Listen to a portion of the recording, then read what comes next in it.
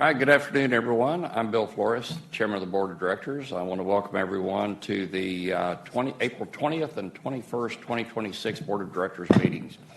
I've confirmed that a quorum is present in person and hereby call to order this meeting of the ERCOT Board of Directors. This meeting is being webcast live to the public on ERCOT's website. At this time, I'd like to ask if PUC Chair Thomas Gleason would like to call an open meeting of the Public Utility Commission of Texas to order. Thank you, Mr. Chairman. This meeting of the Public Utility Commission of Texas will come to order to consider matters that have been duly posted with the Secretary of State for April 20th, 2026.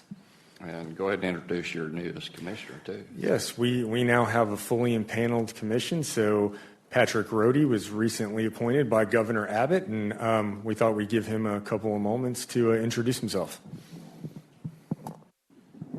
Thank you, Mr. Chairman. I've only prepared about 40 minutes worth of remarks, if everyone can hang with me. But no, thank you very much. It's an incredible honor to have been appointed by Governor Abbott, and I look forward to working with everyone in this room and everyone a part of all organizations and stakeholder community to make sure we're doing as best as we possibly can for the citizens of Texas. And so appreciate being here. Thank you, Mr. Chairman and Mr. Chairman.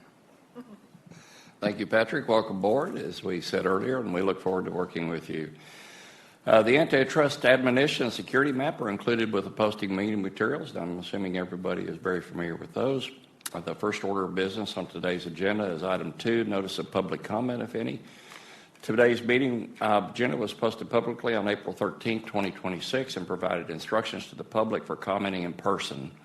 Last week, the board received a request to comment during agenda item 11.1 from Ned Ponczewski. Requested to speak on behalf of Vistra. Chad, have we received any further request to comment? No other comments. Okay. We will have Ned speak when we get to that agenda item. Next is agenda item 3, February 9th and 10th general session meeting minutes. There's a draft of the meeting materials. Would any board member like to discuss? If not, I'll entertain a motion to approve those minutes. Kathleen makes a motion. Second. Okay, from Linda. Thank you. All in favor? Aye. Any opposed? Any abstentions? The minutes are approved. Rebecca Zervos is our first presenter for agenda item 4, high impact policy discussions in the stakeholder process. Rebecca, please proceed with your presentation.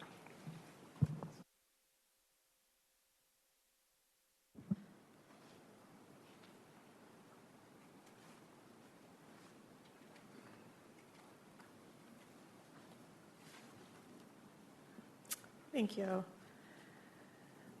I wanted to start with the key commission priorities. Again, this cycle, we worked with staff on performance measures for each of these 5 items. We're also highlighting with a star now how these tie into the revision request process. Those performance measures are linked, and we'll be filing quarterly updates at the commission as we move through the process. The first of those items is Dispatchable Reliability Reserve Service, DRRS. This was an HB 1500 requirement. I know that Keith and Caitlin have an update on the board priority items a little bit later on the agenda. The key takeaways are that NPR 1309 remains on track to be for consideration with the board in June. And then the commission provided guidance last month on specifically energy storage resource participation in DRRS. We do expect comments to take that functionality out of NPR 1310 and file another revision request specifically to address the energy storage resource issues. Next, we have SB 6 implementation. We have 5 rulemakings at the commission since the February board. 2 of those now have adopted rules, the net metering arrangements and large load forecasting criteria. Jeff will talk about the large load interconnection standards and the interplay with batch process in his updates.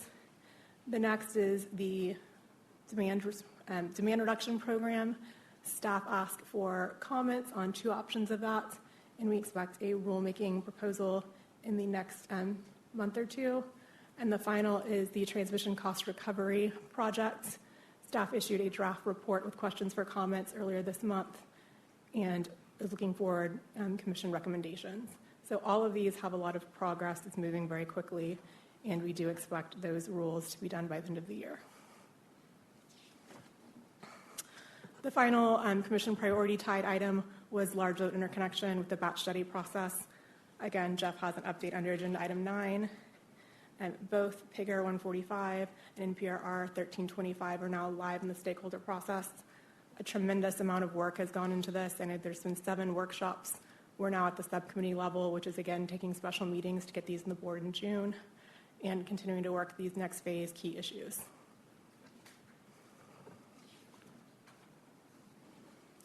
The large load ride-through frequency and voltage ride-through standards, these 2 are marked board priority. They're also on track for consideration in June. I think they will get a vote, their first votes at TAC in April.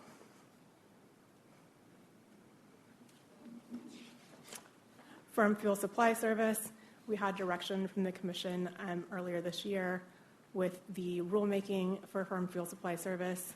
With that, y'all had NPRR 1275 untabled and at the board this cycle. And then the next steps, we do plan to issue an RFP by August 1st of this year for the winter 2026-2027 procurement period. That will be under these new phase 3 requirements. And then we're working on a new NPRR to incorporate the remaining rule provisions in the protocol. The target posting for that is May.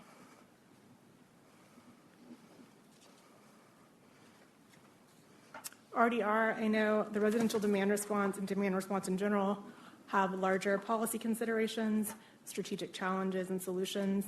Keith does have a presentation with highlights of the Charles River report later on the agenda.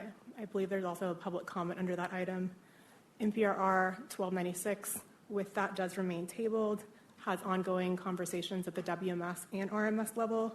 ERCOT remains committed to discussing and refining this concept through that process. And then we have this set of reliability procurement process improvements. These were posted late last year. It was really lessons learned from the RMR, MRA, and contract for capacity proposals we've seen the last 2 years. These are working through the process. I think the target is to see approval at the June board. 1315 in general has a few issues that we continue to work through the stakeholder process with potential any other workshop and some new NPRRs working through individual stakeholder issues that have arisen out of that process. And finally, firming. This was also an HB 1500 issue from the 88th session. It is a heavy lift. NPR 1328 actually creates a whole new section of the protocols, section 28.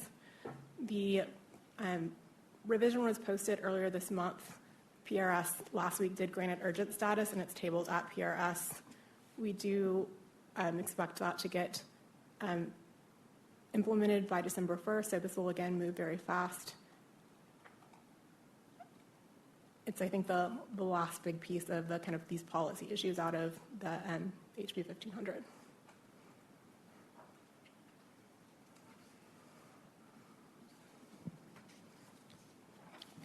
Any questions for Rebecca?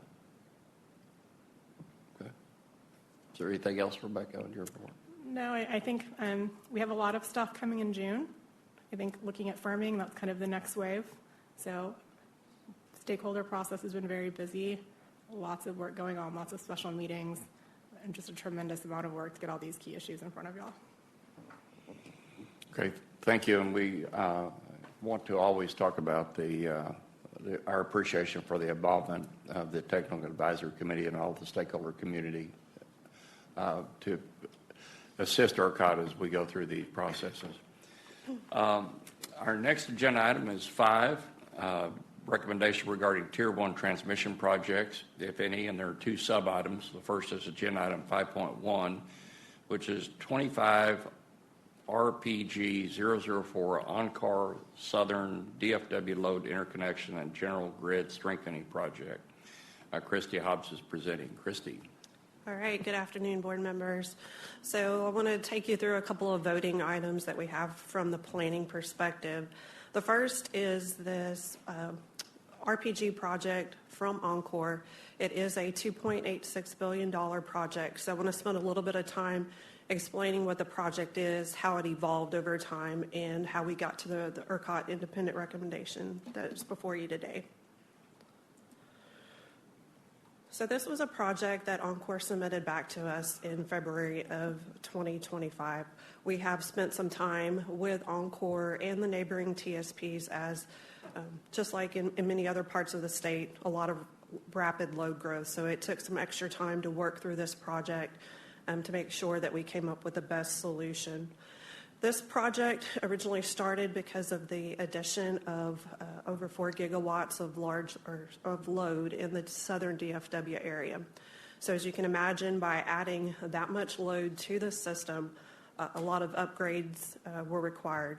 They're also seeing a lot of aging infrastructure in the southern DFW area. I think Oncor, they'd comment if you wanted to go into further. But when they reviewed some of the specifications at TAC, it's some of their aging infrastructure that's over 50 years old, so it's time for it to be replaced. We did our independent review, and the first option that we looked at, as we took in also looking at some of the neighboring utility loads in the region, we still saw a large number of thermal violations and voltage violations that required us to continue looking at additional options. And our overall recommendation was to go with option 3 to be able to reliably meet the needs in that area.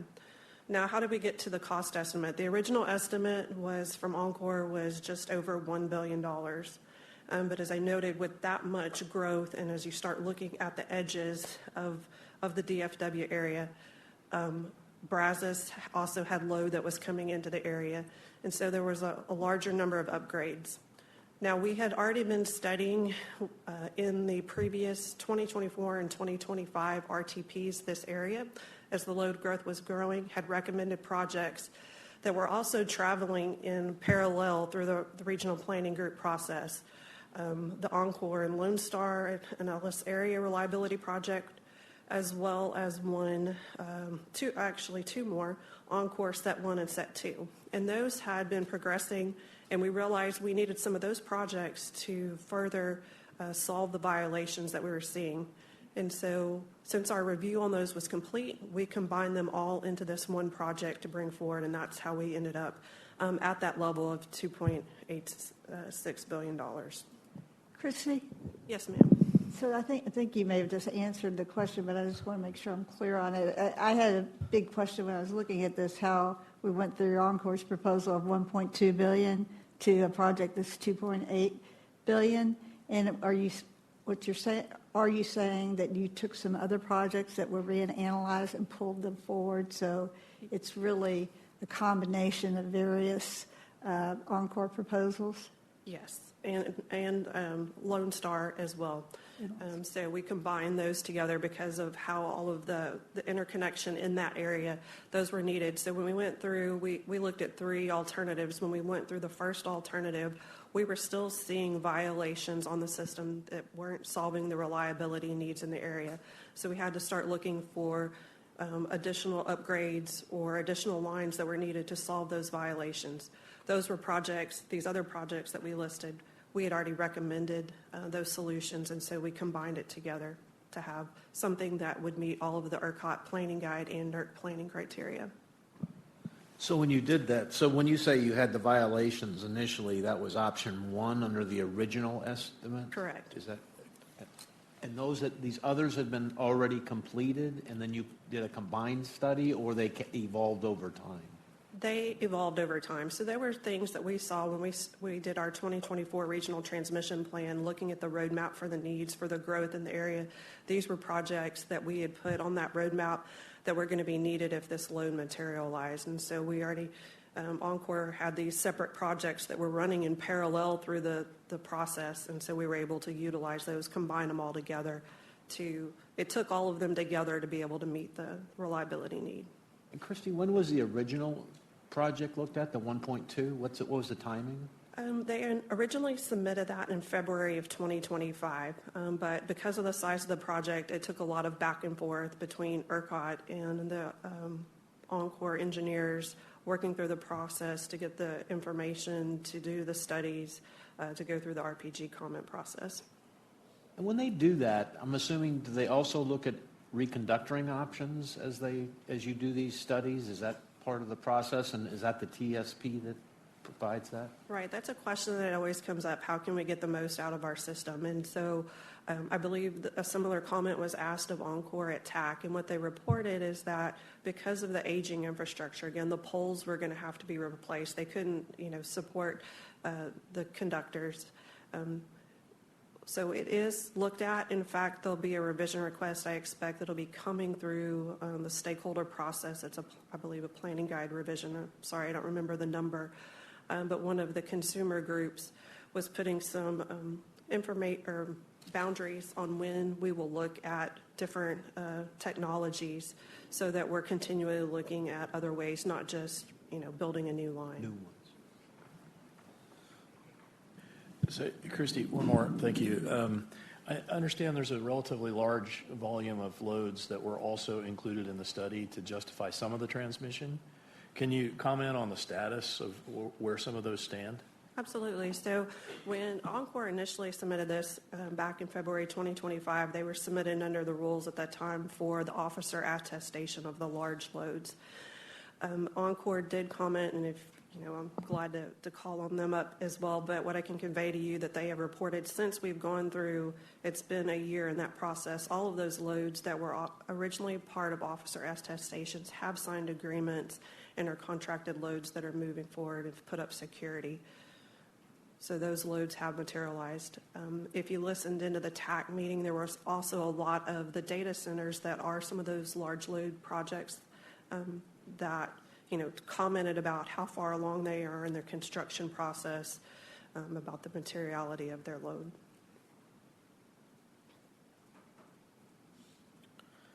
All right. So again, our recommendation is to meet several of the reliability criteria, not only for the NERC planning requirements, but also the ERCOT planning guides. Again, as a large project, it is building a number of substations, new reactive devices, rebuilds of existing substations.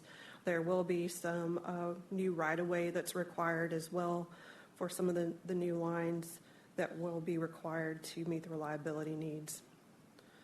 So with that, I'll see if you have any other questions, but this is a project that's been endorsed by TAC. I believe there were 2 abstentions from the cooperative segment at the TAC meeting, but ERCOT is bringing this forward for your endorsement for the reliability need in the region with the addition of this load and the aging infrastructure in the area.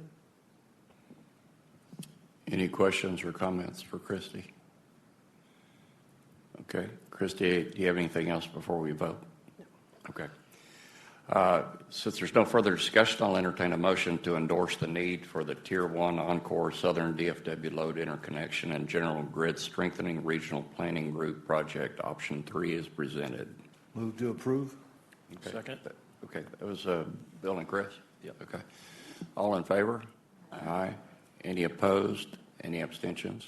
Okay. That project is approved.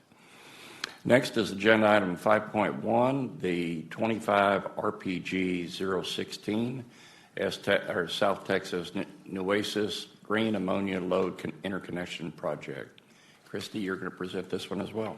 All right, so this one is $161 million. It was a project that was brought forward from STEC for a large load, I believe 1,050 megawatt ammonia plant in the Nueces County area. Excuse me, it was 1150. This one is $161 million, and we'll talk about one of your voting items here in a couple of items forward, but the reason this is coming before you, even though we've upped the level of projects that come to the board to be at the 200 million threshold, the timing of when this one was submitted, it was still under the old rules, so that's why this one is in front of you. I expect it'll be the last one that you would see under the 200 million mark going forward under the new criteria. So they submitted this project back in June to address the reliability issues that would be created by the addition of this large load in the area. There was not only thermal overloads, but unsolved power flows. And so we reviewed the recommendations and brought forward this option for TAC for endorsement, which was unanimously endorsed at the March TAC meeting. Again, meeting both our NERC and our ERCOT planning guide criteria.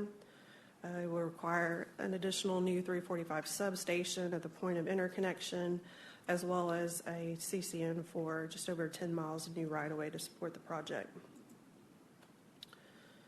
So this one's pretty straightforward. I would highlight, if you recall, if you're thinking back, we also had a project at the February board that was also for an ammonia plant, but it was a 300 megawatt load, and it's actually in a different county. So if it's sounding familiar, I had to go back and double check to make sure as well. So that's why it's sounding familiar. Julie? Christie, and for this project, can you just give us an idea of, we vote today, what's the eventual timeline to see electrification? Let me look at that report. So that it's got that when they submitted it, an expected in service date.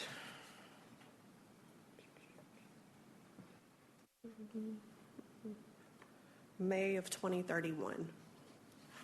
So maybe a question that's coming up is, what if that large load doesn't materialize? And I think we've had those conversations before. When ERCOT gets the project, it's based off of the rules for load submissions at that time. We look at the reliability need for the project if that load does materialize, but it'll be incumbent upon the utility as they go through the CCN process and adjusting their future rates to make sure that that load is material and moving through.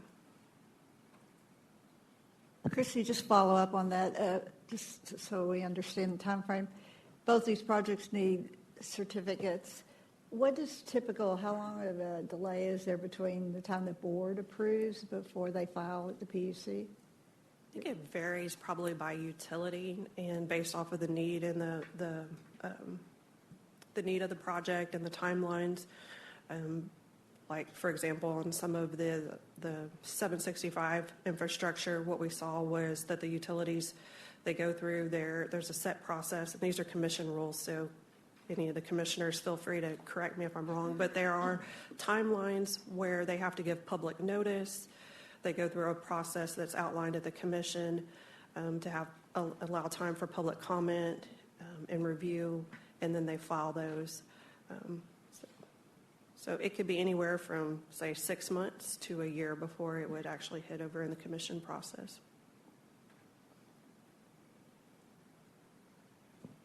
Any other questions? Christie, any other comments before we vote? If there's no further discussion, I'll entertain a motion to endorse the Tier 1 STEC Nueces Green Ammonia Load Interconnection Regional Planning Group Project Option 3 as presented. I move to. Okay. Kathleen, and second from Julie. All in favor? Aye. Any opposed? Any abstentions? That project is approved. Thank you, Christie. Next is agenda item 6, the Regional Planning Group Charter Revision. Christie, I think you're going to do this one too. I am, and then I've got one more after it.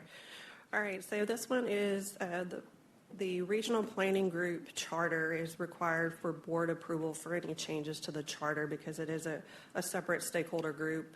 It's not directly reporting up to TAC.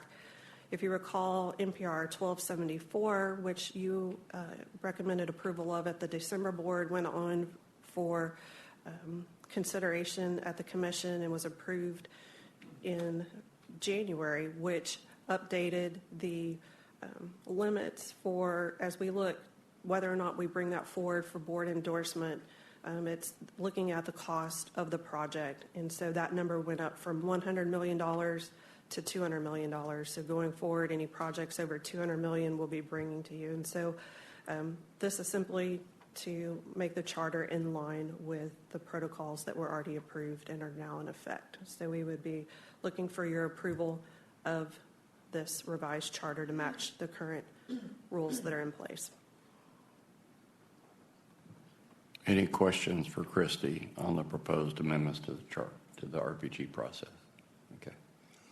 All right.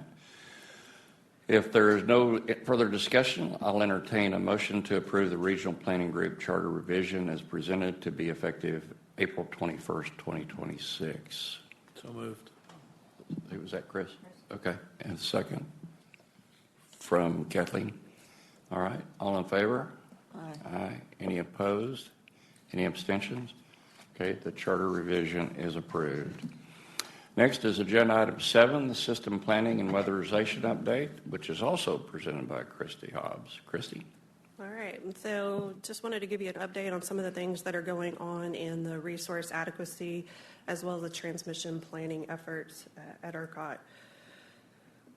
Each month we put out our monthly outlook on resource adequacy. It's just kind of a summary as we look back about the reports that we put out for the spring seasons. We continue to see a declining risk of, as when we run our probabilistic analysis for going into emergency conditions. As we look out, the current one that has been published is June. As we start to see the thermal generation units coming back from outage season, we see those risks declining. We did put out for our one of our NERC requirements. We do an August look ahead, so that some of that information has already been run. We're showing again, minimal risk as we go later into the summer, but the official one won't be put out for another couple months, and we'll have updated load forecast as well as generation information. So those numbers may tweak a little bit. A lot of work has been going on to get prepared for doing this year's reliability assessment. So just a reminder, that's looking at a baseline of 2026, both load and generation on the system, and then comparing to the load forecast for 2029, looking out 3 years, the generation that's also expected to be on the system, to look to see how do we meet against the criteria that the Commission approved under their rules for looking at both frequency of an event, magnitude, and duration. We had filed a set of assumptions that we would be using in our modeling that went through a period of stakeholder comment over at the Public Utility Commission, and the Commission had their first set of discussions on that at their open meeting last week and are expected to come back at the May meeting to finalize the assumptions that we should be putting into our models. Now, if you listened into the open meeting, we also talked about the load forecast, and the Commission would like further discussion on that. That's a key input into this reliability assessment and the results that we'll see.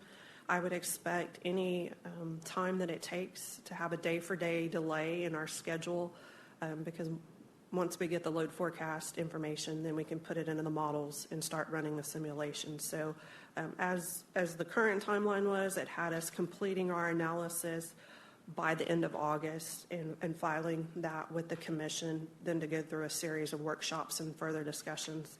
So I would say that's kind of to be determined on the timeline. I would expect at least 30 days, but more likely at least 60 days before that's probably finalized.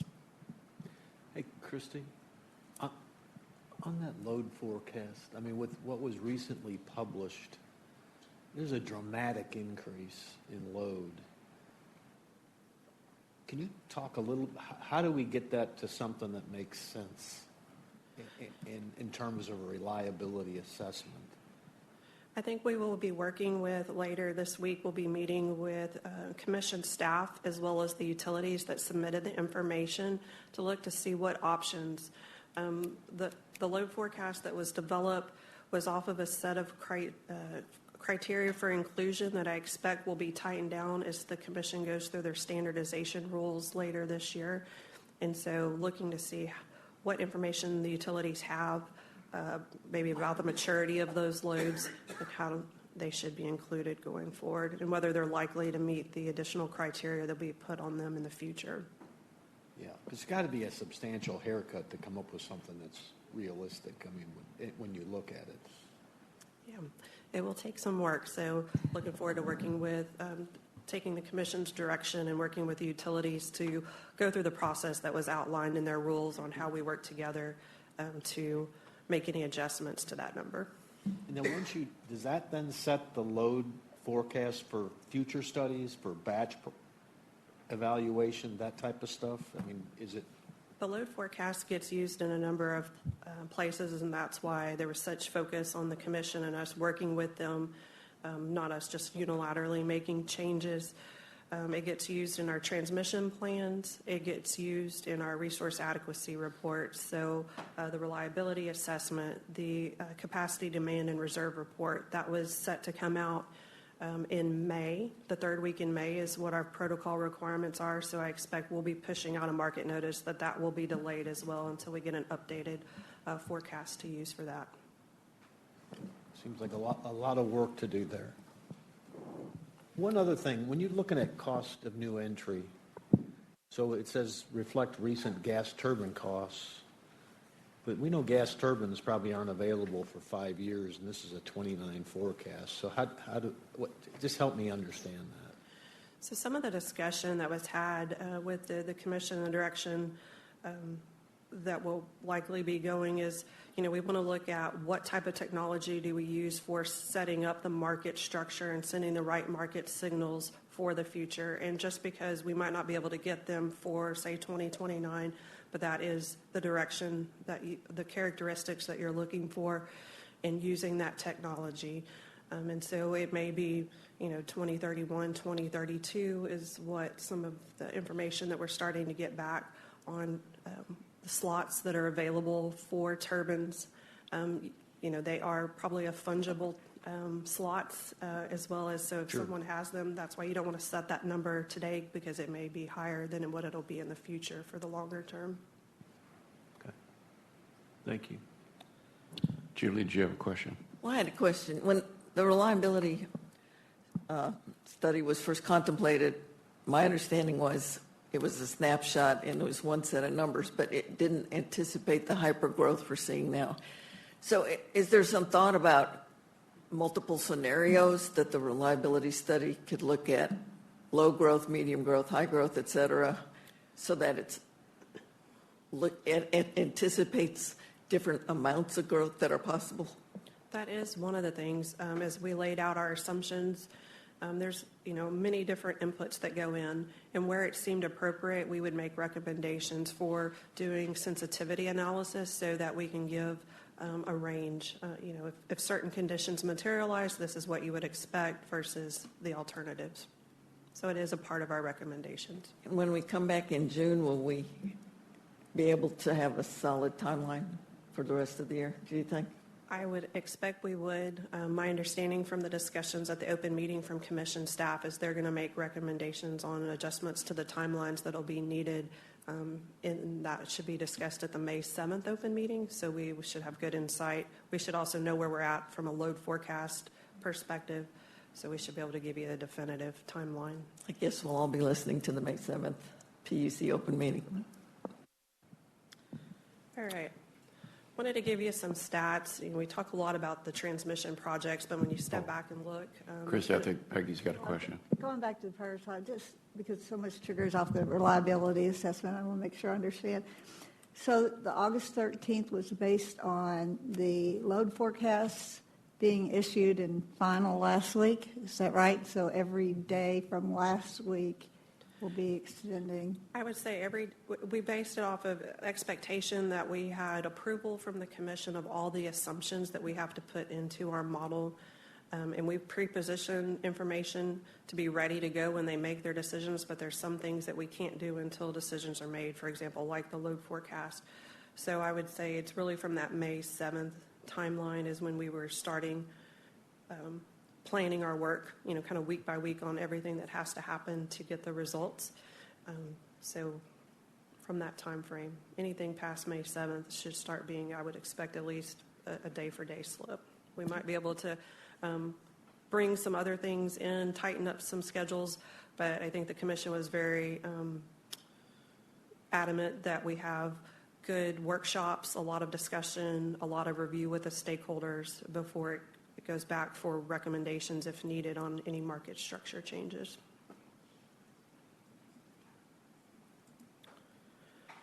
All right, so looking at the transmission projects, really I wanted to put this in here because we look at them one by one, but when you step back and look collectively, a lot of good work has been done by the transmission planning team. especially this past year. If you look at the independent reviews that we put out, just from the Tier 1 and Tier 2 perspective, we doubled the amount of projects that we pushed out independent reviews on reviewing of projects and endorsement of need for reliability projects as well as an economic project. And there was over 42 RPG submissions last year. So a lot of work went in without having to increase staffing. So improving, our automation where possible, and we will continue to do that. A lot of times, for example, the project that you voted on first, the Southern DFW project, I know that one was one of our outliers. It did take more time for review, but it was also a very large project, so it required additional analysis and work with the utilities. But on average, the majority of our projects get through their normal RPG cycle in less than 150 days. And so it's really important for responsible review, but also to keep the process moving forward so that the aging infrastructure and the needs of the newer large loads that are coming to the system are met.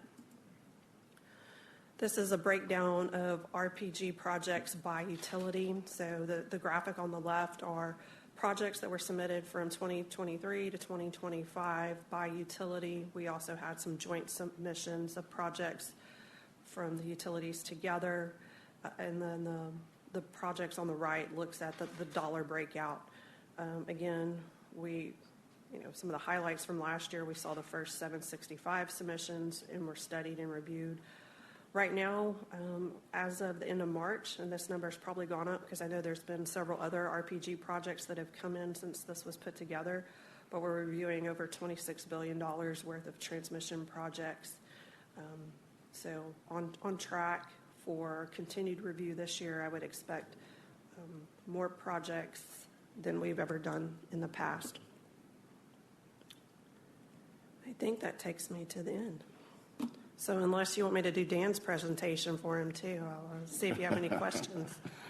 Now we're running short on time today, so let's skip that part. Any questions for Christie? All right. I don't see any, so we'll move to agenda item 8, the system operations update. Dan Woodfin is our presenter.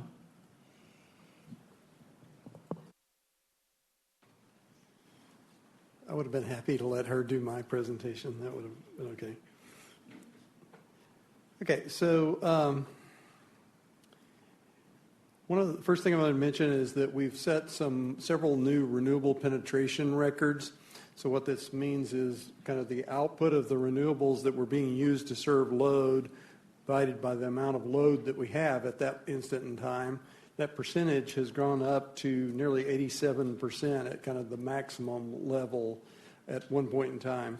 Now, one of the things you should recognize is that with the implementation of RTC plus B, the batteries, when they're charging now, before RTC plus B, that was counted as load, so it went into the denominator of that equation. Now, because it's not in the load anymore, the denominator is relatively smaller by the amount of batteries that might be charging when that high renewable output is occurring. So that's allowed that record to relatively go up more, even if it had been the same amount of output. But like I said, we've now up to about 87%. That is the highest that it's been. And you can kind of see from this slide, the dotted red line shows the kind of the point in time that occurred, and you can see that a lot of that was you're a little past the morning peak, so you're not at the highest load output on a relatively mild day. Lots of solar output. Wind was not as high at that point. Okay. The next topic I want to talk about is the Large Load Curtailment Manager project. You know that Senate Bill 6 had several provisions in it for being able to curtail some of the large loads that either were co-located with existing generation in a net metering type arrangement, ones that had more than 50% backup generation. There was an NPRR 1238 that was passed some time ago where certain large loads would volunteer to be curtailed ahead of time, ahead of an emergency in certain areas. So there's several things going on there. The graphic on the right probably looks familiar to you because I talked about this at a previous board meeting. But what I wanted to let you know today is that there's lots of rulemakings at the commission and will need to be some protocol changes going on at ERCOT. But we have gone ahead and started working on the fairly significant internal computer system type projects to set up a tool that will allow us to forecast when we might need to do these curtailments and actually issue the instructions to the entities that might be needing to curtail that load. So that, because you can imagine that that's a fairly significant project, we're going ahead and developing that tool, but doing it in such a way that there's flexibility around how those rules ultimately play out. We'll still be able to use it, and also who the signals actually go to, who the requirements to interrupt go to. And so we've got an NPRR that we will be putting out shortly, but we're kind of working this in parallel with some of the rulemakings and everything to try to keep it on a time frame that will allow us to implement it fairly quickly after the rules are done, and hopefully before some of these large loads start needing to be interrupted. And in fact, the first phase of that project, we're calling it the minimum viable product for that, will implement the net metering arrangement type curtailment, and that is intended to be done, the project will be done, for that will be done by early summer.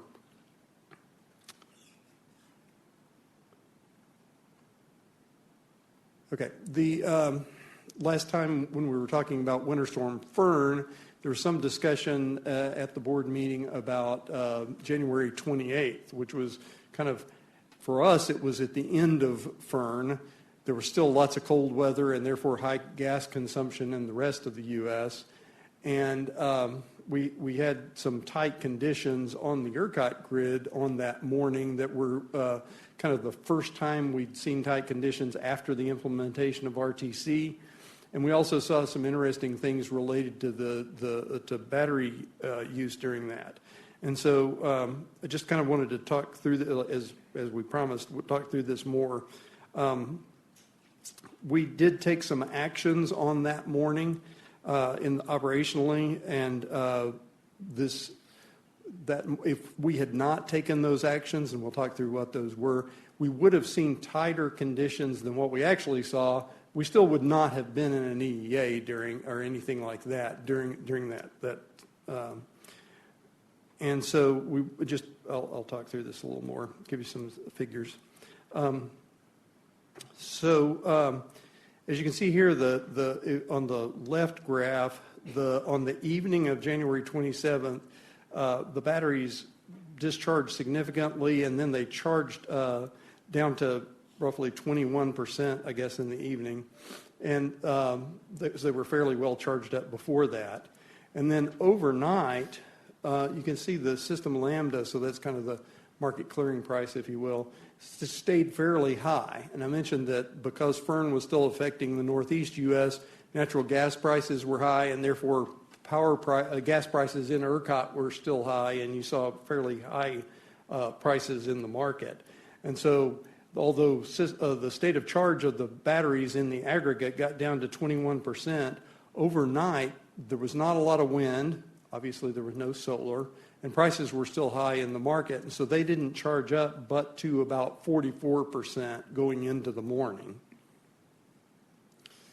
By about 5 a.m., I guess, was kind of the highest amount.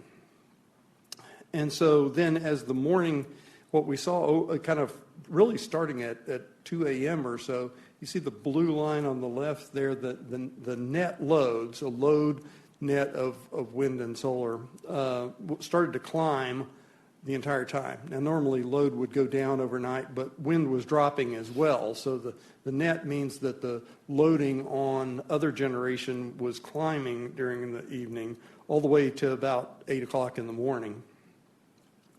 So during that time, the batteries started to discharge at about 5 a.m. up to about a little after 8 o'clock. And that 44% stated charge went down to about 10% by that 8:10 a.m. Now, ERCOT did take some actions, as I mentioned, between 5 and 6 a.m. We issued some verbal dispatch instructions and reliability unit commitment instructions to 6 thermal generators. So we brought them online because it looked like it was kind of a race. Was the sun going to come up before the batteries ran out of charge? And we were worried that that wouldn't happen, and so we went ahead and brought on this other generation that otherwise hadn't been committed by the market. We deployed the offline non-spin, which means there were some units that were providing non-spin, they were offline. We brought them online so that they could be used to serve energy. And then some of the RTC released some of the non-spin and some of the ERCOT that morning as well so that it could be used for energy. As prices climbed, it kind of naturally releases that to be used. And you can see that about 73% of the non-spin was released, about 20% of the ERCOT was released, and a little bit of the responsive reserve, according to those ancillary service demand curves that say if prices are higher than this, it will release that capacity. And so basically, we took some actions, and then also some of the ancillary services were released to make sure that we had enough that we didn't run out of the batteries before the sun came up. Dan, now, could I ask you a question yes, before sir. you go on? When you started the RUC process, what was the impact on market pricing as you started to do that? Well, so when we bring on line capacity through the reliability unit commitment process, there's a reliability deployment price adder that basically the market prices get set to what they would have been if we had not taken those reliability actions, to make sure that our taking of those reliability actions don't negatively impact the market. Okay, thanks.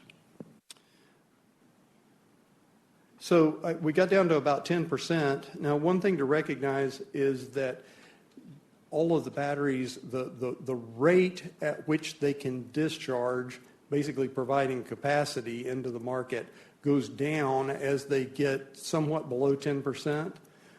In fact, it goes down significantly if they get below what based on some analysis that we've done over the last year. Looks like when they get on average down below 5%, each individual unit gets below 5% or thereabouts, they start to not be able to push out their full rated capacity. Now, we were calling this phenomenon burnout analysis. I understand there's some sensitivity around that, so it's a phenomenon that we need to be talking about, but we'll look at a different term for that in the future because I think it's something we're going to be talking about more.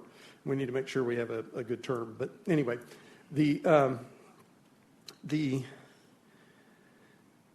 on that morning, we got down to, down to 10%, but it's important to recognize that if we drop below 5% on average, that the capacity from those batteries would have gone down significantly.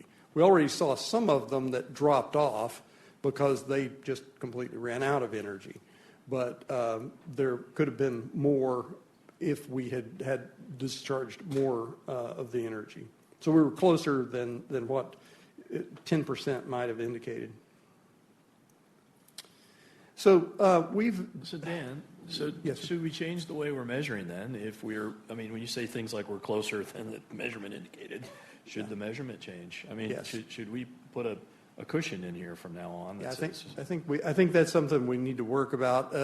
Basically, it looks like kind of at the tails, it kind of slopes off, and so either we need to, I think this is the approach that Cal ISO has taken, you don't count on the last so many percent, the megawatts from the last so many percent for reliability purposes, or we can put more requirements around how carefully the batteries report their megawatt capability as it goes down to a low stated charge.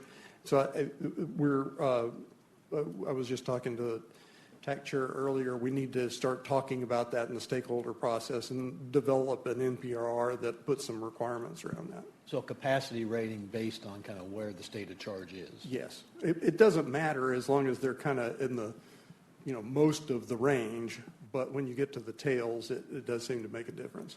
And then you don't have any ability to dictate state of charge. I mean, in terms of if you're forecasting you're coming into a tough situation like you did that night, you don't have any ability to dictate state of charge. Your option is to go to RUC.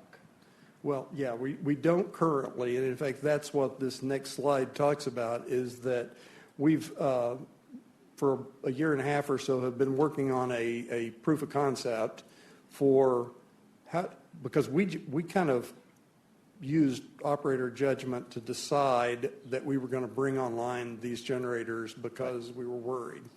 But what we'd like to have is a tool that looks ahead and sees what is the right optimization of that state of charge. We wouldn't use this tool all the time because generally we want the market to work. But if we get into a situation like this where we're worried that we're going to not have sufficient charge, or it may not be used in the way that would be best for reliability, we'd be able to implement this. And so we've developed this tool. Basically, it looks ahead with some limited, making sure that we're maintaining the state of charge over time. And we actually ran this kind of post event on this particular day, and you can see that on these graphics on the right, the two on the left are what actually happened. The two on the right are what would have happened with the tool. And what we see is that it would have committed thermal capacity earlier overnight, and therefore the batteries would have had more state of charge going into that morning peak. And it would have resulted in less RUCs overall over the course of that 24-hour period. And so, like I said, we wouldn't suggest using this tool all the time, but it seems to be something it's kind of like a RUC for energy, and that would be kind of a backstop. Now, it's important to understand that brings the generation online, but there's another piece of it, which we'll talk about on the next slide, that also makes sure that if you bring on those units on and then they're not used to provide energy, the batteries are still used to provide energy, that doesn't solve the problem. It only solves half the problem. And so we've also we're working on another proof of concept that will allow us to basically dispatch out of merit order and then make entities whole, and that's the piece that's kind of it's not set up yet. But we're looking at basically we'll have to change the protocols and implement an NPRR to take this from a proof of concept into in the protocols type rule.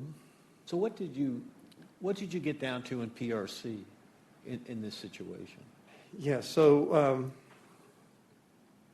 I actually don't remember. Let's see. It wasn't that low, but I've got the next presentation I'm going to talk about actually explains that PRC is not really a good measure anymore in this kind of situation.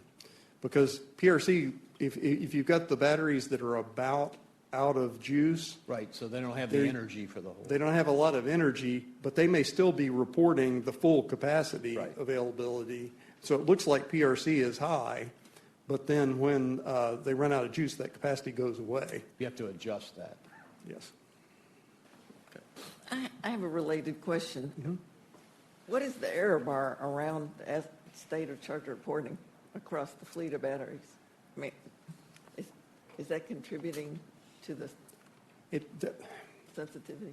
I mean, it's hard we don't really know in the mid-range, but that 5% is kind of what it is based on the events that have occurred over the last year at the tail. And so it ranges from, say, 2 to 10% depending on the unit, but on average it's 5%. Julie, your question was the aggregate state of charge, right? Is that what you're looking at? asking Well, about? every system, every battery is going to have a different error rate. And Right. so part of our problem is the number of units on the system has exponentially increased, and we're seeing the cumulative error as well that we've got to anticipate. So our reliability is affected by more units, batteries on the system. Can you go back one chart? So just so I understand this, the lower right-hand graph shows what the RUCs would have been had you adopted the new proof of concept system? Correct. Is that right? Okay. Correct. And so you can see, I mean, one example of there's lots of colored area here on the left one, which is what actually happened during the course of that time. The rightmost one starts closer to midnight rather than starting at 6, a little before 6 a.m. But obviously there's a lot fewer RUCs overall because you started earlier, made sure that the batteries didn't discharge overnight, and then we're actually better charged up to, what is that, 17 gigawatt hours of state of charge as opposed to the 13 or so over here. And so we didn't actually have to RUC as much overall. Okay. Kathleen, do you have a question? Oh, yeah, thank you, Mr. Chairman. Quick question. As you were describing the sort of the tail risk on this, you described two ways to address that. One is more accurate information about each battery system, and the other is sort of a top-down haircut to just say, well, we know there's going to be some kind of diminished capacity in the tails. One sounds a lot simpler and less accurate than the other, being the haircut sounds simple and less accurate. And I wondered if you could just give us some of your thoughts on, is there really much of a difference? Do you prefer one over the other? Is one impossible and the other one's going to be very easy to do quickly, that sort of thing? So, I mean, this is somewhat similar to what we do with thermal generation and have for years. People tell us how much their current capacity is based on ambient temperatures and those kind of things. And what we've seen over time is they're pretty accurate because they know they're going to get called upon to dispatch to that level. But there's a mechanism called Grid P that over some percent of time that they can be so far off for some intervals, but not more than that interval, or they're penalized for it. And so we may be able to set up some kind of mechanism like that. It would be kind of analogous. And that would be preferred approach rather than kind of taking the command and control type across the top, because that to some extent would tend to penalize people that are being more accurate.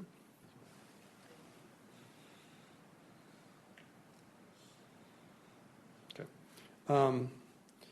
So moving forward, I mean, there are several things that we learned from this event where we've already implemented some new displays in the control room that will help us understand further in advance when we need to RUC things, because of the ancillary service requirements being, I mean, this is kind of more of an RTC learning than anything to do with batteries, is that we need to be able to understand when SCED, the RTC SCED, is releasing the ancillary services, not procuring them.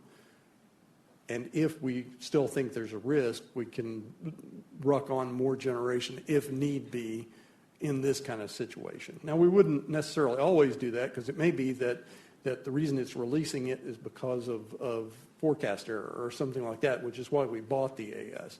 But in this case, where we could be going into scarcity, we don't want to. This is our risk of not committing enough generation, and we wouldn't want to have to shed load just because we didn't take action we could have taken. The second thing is to update the triggers for non-spend deployment. We've actually submitted a change so that we have those that they're SOC aware, so it will release the non-spend that's offline earlier in order to keep from running out of state of charge and having that capacity go away. And then I've got the whole other presentation that we're going to talk about another trigger, because what this made us recognize, we weren't that close to an emergency in this particular case, but if you extrapolate it out a little further, there's some other changes we might need to make as we approached emergency conditions. And then we've improved some other tools related to state of charge, and we'd like to actually put that out on more of those out on the website so that the public can see those as well. So that's something we're working on. And then finally, I mentioned earlier, this proof of concept that we've done for RUC, we need to implement that in production, but we also need to implement this dispatch algorithm that will have some minimum state of charge constraint, make sure that we retain enough capacity. So it'll take it into account in SCED as well. So I think that's all on that one. Happy to answer any other questions you might have. Julie? I had a net metering question. Okay. After listening to the PUC open meeting on, I guess it was Friday, who do you, when you want to curtail, who are you communicating the curtailment to? For the net metering arrangements? Yeah, a large load curtailment. You don't have direct contact with the large load. So who gets the curtailment message? So I don't know how much I can talk about that without, because those are open cases, I think, at this point. You can answer the... Can I answer that? Yeah, it's a general question. Okay. Yeah, so in general, the QSE for the resource has the obligation to make its generation available. So at this point, I think our general thinking is that we're going to be telling the QSE, make your generation available. QSE, thank you. And what's your timing for them? If you go back to your recommendations, what's your timing? Because some of that requires protocol revisions and so forth. Yeah, so the implementing the proof of concept, I think we can get that protocol changed. I think it's primarily written. We're waiting on kind of staffing to get the SCED part of it written, because a lot of it's, if we're going to do this out of order in an analogous way to what we do with RUC, we would want to have a financial backstop, if you will, for the people that were essentially charging out of order, maybe different than what they had requested to do. And so that part is taking a little longer. But I think the intent is to get that done, fairly quickly, and then it's a matter of how quickly it can get through the stakeholder process. Okay, any questions for Dan? Anything else, Dan? I've got another presentation. Okay. Next agenda item is agenda item 8.1, the impact of limited duration resources on emergency operations. Okay, so this one is related, and like I said, we kind of learned from this January 28th and similar events, and looking a little further down the road during tight conditions to where do we need to do something different if we were to truly be running out of capacity? How would this play out in that case? So January 28th is more about, we've got enough capacity and energy. It's just a matter of, do we start it up and make it available far enough in advance so that we don't have a problem? This presentation is about a different situation where we're basically out of capacity and energy. And how do we correctly assess that information, that situation in advance, and take action far enough in advance? And the reason for making this presentation today is there are a lot of kind of policy decisions that are being made. People are basing things based on PRC, physical responsive capability. That's kind of been our trigger for many years on when are we going into an emergency. And the way PRC is defined today, that may not be the right answer anymore. And we just want to kind of make it known so that in general and understood that that's not a sufficient trigger right now with the volume of limited duration resources that we have. We need a different trigger.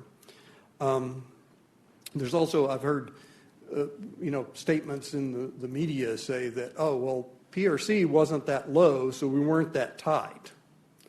And like I said, that's not the whole picture at this point. You've also got to look at what's contributing to that PRC and how long it will last to really determine how tight we are. And so I'm going to run through this in maybe a slightly different mechanism than what's in the slides. We put some extra slides in here to make sure that if you were looking at this in advance, you could understand what was going on. But I'm going to try to kind of explain it at a higher level as I go through this. So ERCOT's required to declare EEA 3 and shed load when it wouldn't be able to withstand the loss of the biggest unit on the system, whatever that most severe single contingency is. And we've done studies that show that that is a PRC, physical responsive capability, of 1,500 megawatts. As long as we're maintaining that level of reserves that are frequency responsive, then we can withstand the loss of that large unit. PRC, the way we calculate it, it is a view of how much reserves do we have at a point in time. And then we recently looked at, last year or so, have looked at, well, if there are limited duration resources, batteries, that are included in that calculation, in the reserves part of that calculation, so basically reserves being resources available minus load, if there are batteries included in that, they have to be able to last for 45 minutes, okay? Because if that's not enough and we have to shed load, it may take we tell the transmission owners to shed load, and they have up to 30 minutes to shed that load, okay? And so we have to look out at least that far to be able to tell. And so we put together an example here, but I'm not going to go through the first couple of these. I'm going to skip ahead to this slide. So that right now that PRC calculation just looks at resources minus load.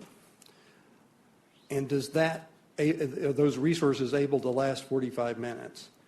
But as you can see on this graph, the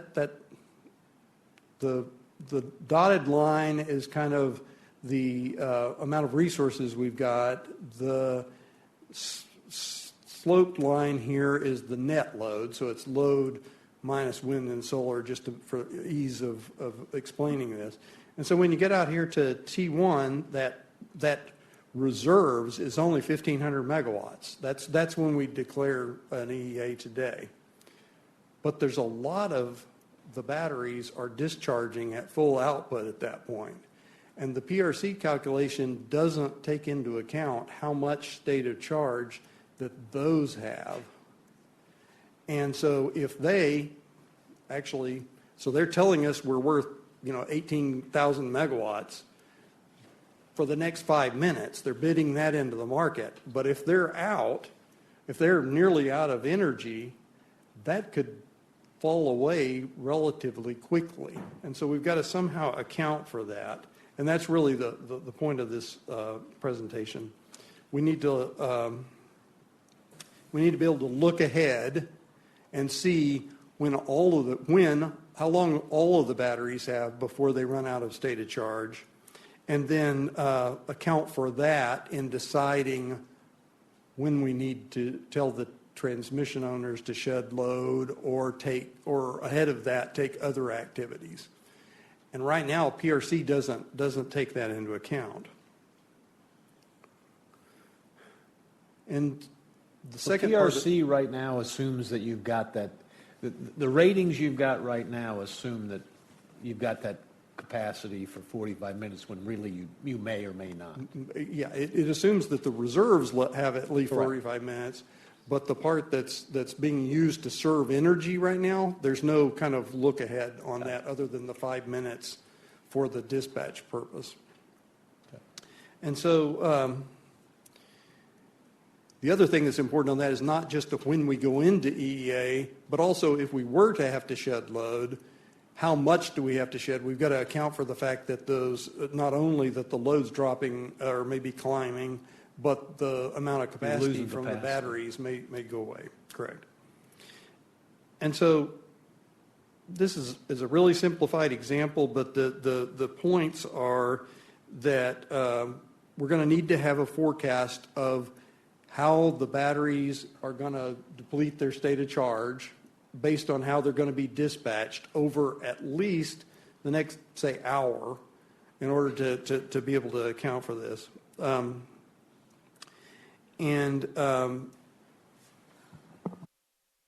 The other thing to recognize is that at the point that we look ahead, let's say 45 minutes, and say we're going to have to be in EA3 because at that point there's going to be enough of the batteries that have run out of capacity and they're run out of energy and their capacity is going to go away, that we're going to start having frequency problems or something like that. We've got to shed load back over here somewhere in order for the TOs to have time to shed it before that capacity starts to drop off. Well, at this point in time, where we're having to order the load shed, PRC may still look okay. And that's kind of the tricky thing that folks are not thinking about across, all different facets of the industry. How would you take into account ruckable resource in that calculation? So I think in the simplification of this example, we've said, okay, everything's online and so forth. But I think the concept applies all the way back through the process, whether it's if there are things like ERS that we need to deploy earlier. And actually, it applies also as we're getting into doing some of the curtailment of the large loads. We've also got to look not only at what the PRC is now, but what is it going to be if we were not to shed that or to curtail that load? Are we going to lose the capacity of the batteries and then get into a frequency problem or something? So we're going to basically, it's not just applicable for load shed, it's applicable for every action back along the way. So Dan, because of protocol changes we've made, in the last couple of years, you now have visibility in state of charge. Do you have any visibility into the depletion rates or the change in state of charge today? So we don't really now. What we need is a tool that will allow us to figure out, starting now, what is the dispatch of the system going to be out for, say, the next hour or more, and then look at, well, if that's the case, how much will the batteries likely be depleted? And so that'll allow us to kind of have a forecast of that. I guess where I'm going with this, in order to determine that, you'll have to go back out to the ESR stakeholders and get them to tell you what their state of charge changes over time. Well, we'll have to get offer information for it, okay, because basically their depletion is state of charge, or their depletion of energy is based on the dispatch that they get from us. Mm-hmm. Okay. But isn't it effectively then a dynamic rating based on state of charge for the capacity? I mean, that's one way to look at it. Or the other way to look at it is that we need to forecast what PRC is going to be, not just what it is right now, but also what is it going to be, so we can take actions farther in advance. But it would consider that, right? Yeah. To be able to forward integrate the curve, Yes. basically. Yes. Yes. And so that's basically what the we're planning on filing an NPRR that will do this. There's a draft written, but we haven't got it filed yet. And basically, it will set up another trigger. Right now, our trigger for EEA, we've got two. When frequency starts to drop because we just don't have enough capacity, or when PRC drops below a certain level because we don't have enough reserves to withstand that largest unit. There'll be another one, which is kind of the look-ahead version of PRC. We'll come up with a different acronym. This is what we're proposing, this limited energy capacity reserve. But what it really is forecasted PRC. And we'll then have to define what the triggers are for not just EA3, but all the previous requirements. And so, Dan, can I ask you a question? Yes. We're not the only ISO getting more dependent on ESRs. What are you seeing across the industry in the other ISOs? Yeah, so I've talked to some of my peers about this. It's a different issue for us than it is for most of them. That balancing of generation and load in most balancing authorities is the rules around it are based on that they don't want to lean on their ties for too long. And so if you're a balancing authority in the Eastern Interconnection and you don't have enough generation to serve your load, that just means you're going to suck in more power to serve the load over your ties. For us, if we don't have enough generation to serve our load, the frequency starts to go down. And so this is a more acute situation for us always, that balancing of generation and load than it is for others. Hey, Dan,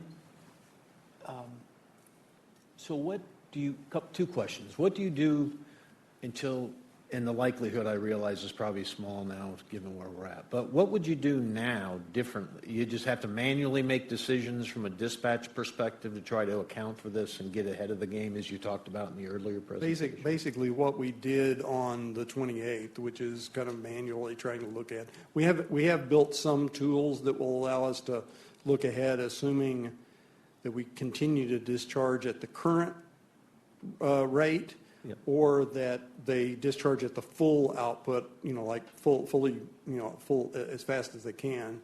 And so we've got a couple of different curves, and it ought to be somewhere between that, but we don't have a real accurate.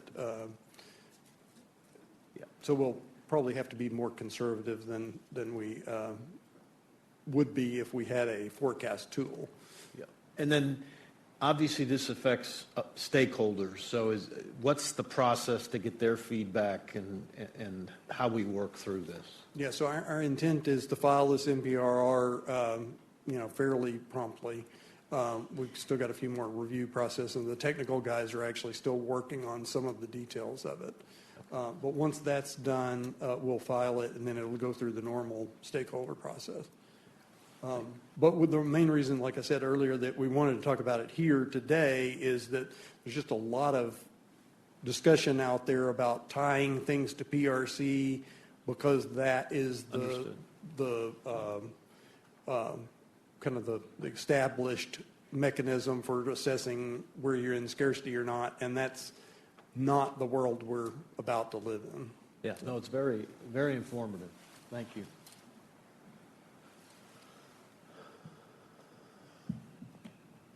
Like that's it.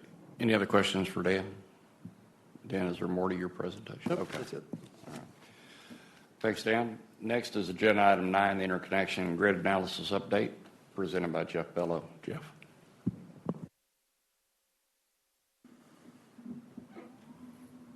All right, good afternoon. I have several updates for you today. I'll start with the large load interconnection request. I think the headline on this slide is that in the first quarter of this year, we had 198 new requests for large loads to interconnect to the ERCOT system. That's about 2.5 times more than our next highest quarter, which happened in the second quarter of last year. And we now have over 500 active large load interconnection requests that we are processing. I think the other thing that is interesting to note on this slide is if you look at the colors indicate the size of the loads that are connecting, and that green, which is the majority of the request, are 750 plus megawatts. So these are extremely large, very large loads. So where we define large load as 75 megawatts and larger, a lot of the requests that are coming in now are 1,000 megawatt plus requests.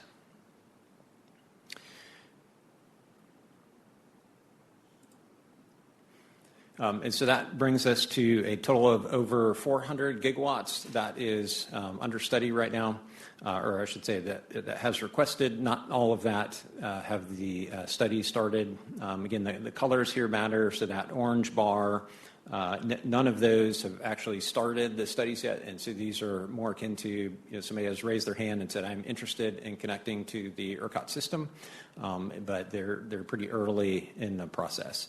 I think it's important to note here, similar on the generation interconnection side, obviously not all of these loads will actually come to fruition, but these are at least ones that have started that process. Also wanted to highlight here that it's 87.6% have told us that they are data centers, but if you look at some of the other colors on the chart on the right, a lot of the other ones are some form of data center. Maybe they're crypto or crypto/data center, and so it's really over 90% of the ones that are going through the large load interconnection process are some form of data center. And Jeff, this includes any load, right? Regardless if they plan to have generation behind the meter, that type of thing. Right. Yeah, it's mostly they are standalone loads. There are some co-located facilities in here as well. So but separate presentation on the batch study, but when we started talking in January, we started having individual interviews with stakeholders. One of the pain points that the developers expressed to ERCOT was around this communication. Right now, we don't have a direct relationship with the large loads. That may change in the near future, but as of right now, we don't.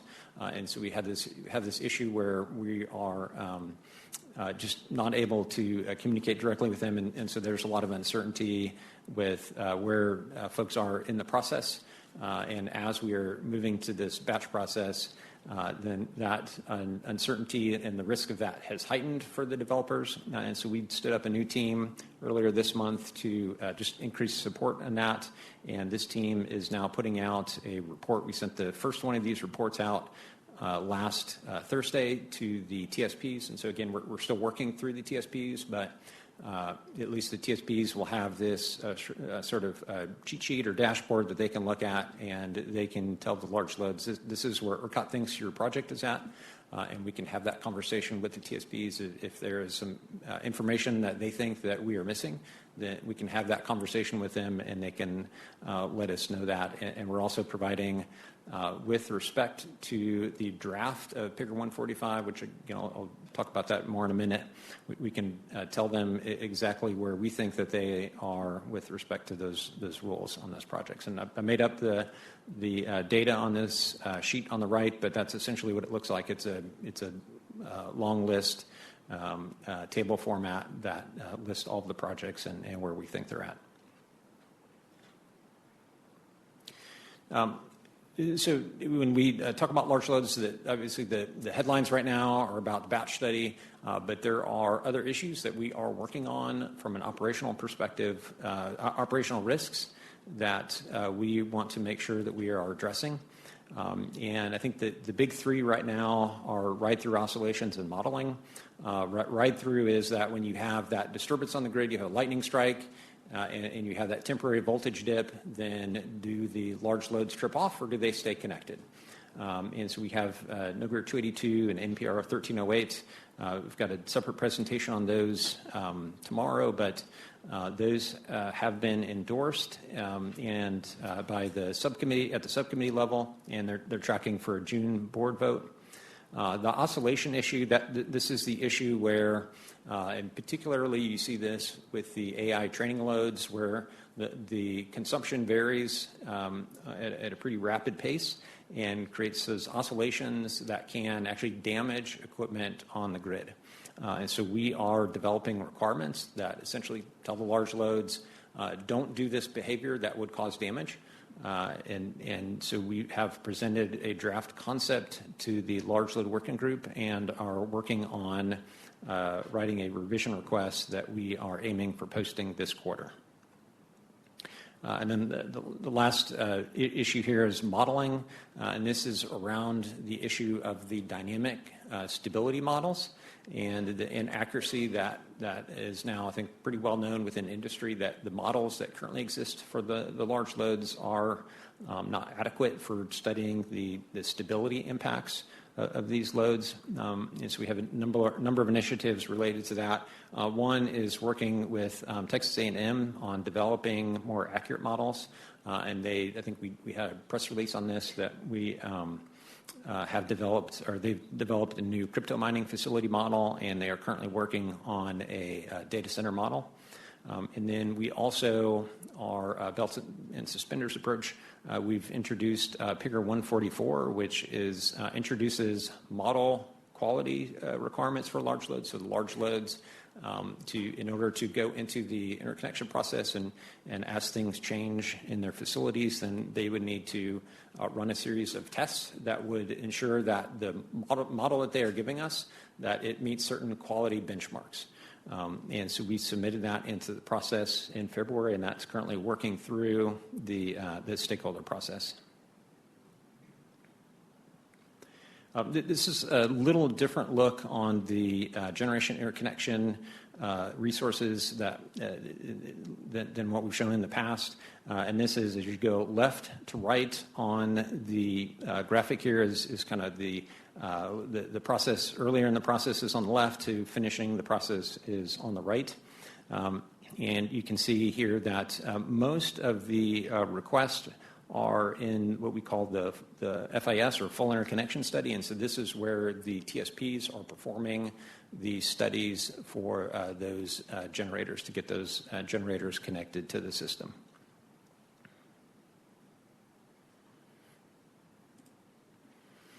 And then to the question, the co-located generation, so we did see, particularly starting late last year, we've seen this trend in large loads that are requesting to connect co-located with generation. It's also called BYOG, Bring Your Own Generation. We started to seeing this trend really pick up last year, and that has continued into 2026. So the graphic on the left is the megawatts of loads. So looking at it from a load perspective, how many loads as they're going through now are requesting to be co-located with generation. And then it's the same information on the right, except it's looking at it from the generation side. So it is primarily gas generation that these loads are looking to co-locate with, although there are some that are looking at solar and wind and some battery storage as well. And this is just through February or March? This would be, I believe this is through March.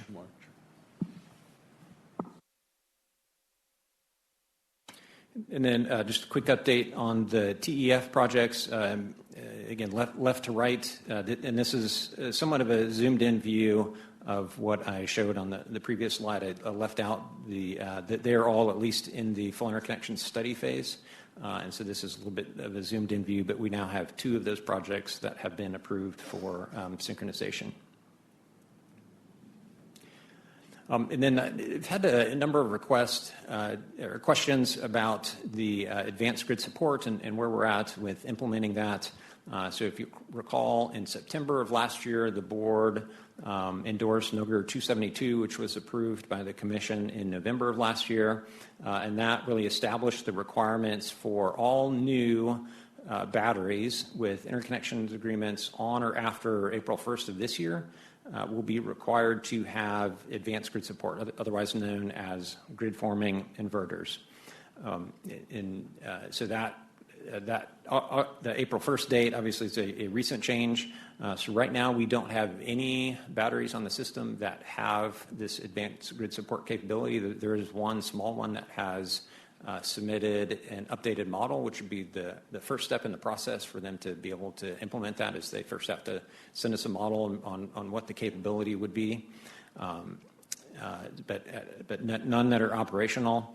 And so that April 1st date, we have a little over 50,000 megawatts that are either operational or have their interconnection agreement signed before that April 1st date. So those would be exempt from being required to provide that advanced grid support. But we've got 152 gigawatts of the batteries that are in the interconnection process right now that did not have an interconnection agreement signed by April 1st. And so all of those going forward, if they do move forward with the project, then those would be required to have the advanced grid support. And then the last thing I have by way of updates that's not batch related is on NOGR 245, which, if you remember, is the NOGR that set forth the additional ride-through requirements for IBRs. And so where we're at is, and also part of that was projects that did not think that they could meet those requirements fully or that needed additional time. They could request an exemption from the requirements or an extension on implementing those requirements. So far, we've had several hundred projects that have requested that. 119 of those projects have actually withdrawn. Of those IBRs have withdrawn their extension or exemption requests, and so they initially said, we're not sure if we can meet this, or we're not sure we can meet in time. They have gone back, done some additional work, and have said, actually, we think we can meet it, and we can meet it on time. So those have withdrawn. We have had some that have requested this exemption or extension, and we have reviewed their filing with us, and it had missing information, and we have sent that back a couple of times, since we've had 92 actually so far that even after 2 back and forths, that they have not been able to give us a complete submission, and most of those are primarily due to the models. They're not able to give us models to support what their request is for. And then we have had 29 that are kind of early in the process, so they've given us the request, and we've sent that back to them, and so we're waiting for their response. And then 163, we've received their request, and we're currently reviewing those. I think many of those we will move on to the next step, which would be if they're, particularly if they're asking for an exemption, there's a process that's laid out where we would study the reliability impact of granting them that exemption. And so many of these will actually move to that next step, where we will do that study, and that study is expected to kick off first of next month. Jeff, what do you do with the 92? The 92 right now, so from a compliance standpoint, I think we tell them that they have not met the requirements, and so we are going to deny their exemption or extension. But obviously, if they come back to us next month and they have a good model, then we'll review that under, I would say, kind of the normal process. But as of right now, we have, essentially, as of May we're going to 1st, they're reject. kind of cut off, and they got to resubmit, unless they get something in between, which is unlikely. Yeah, I think that's right. Yeah. Okay. You don't kick them off the system. No. Yeah, we're not planning on kicking anyone off the system, but they would be at that point, if they can't meet the requirements and they haven't given us a valid exemption request, then they would be out of compliance with the requirements. Bill was asking too, what does that mean? Is there a penalty for being out of compliance? We have to go back at the end of the month. Yeah, I don't know. I'm phone my general counsel here, my friend, and see if he wants to. Yeah, just right. So we've been clear that we're getting to the point where we worked with them enough and we're not getting the information. So we'll deny their request. Right. As Jeff indicated, that doesn't mean we're going to kick them off the system. They need to still give us information when they get it. Otherwise, they have a compliance issue that ultimately the PUC will have to handle. Okay. Which they can assess fines if. Correct. That's one of the ways in which the PUC has the enforcement authority, is administrative penalties. Okay.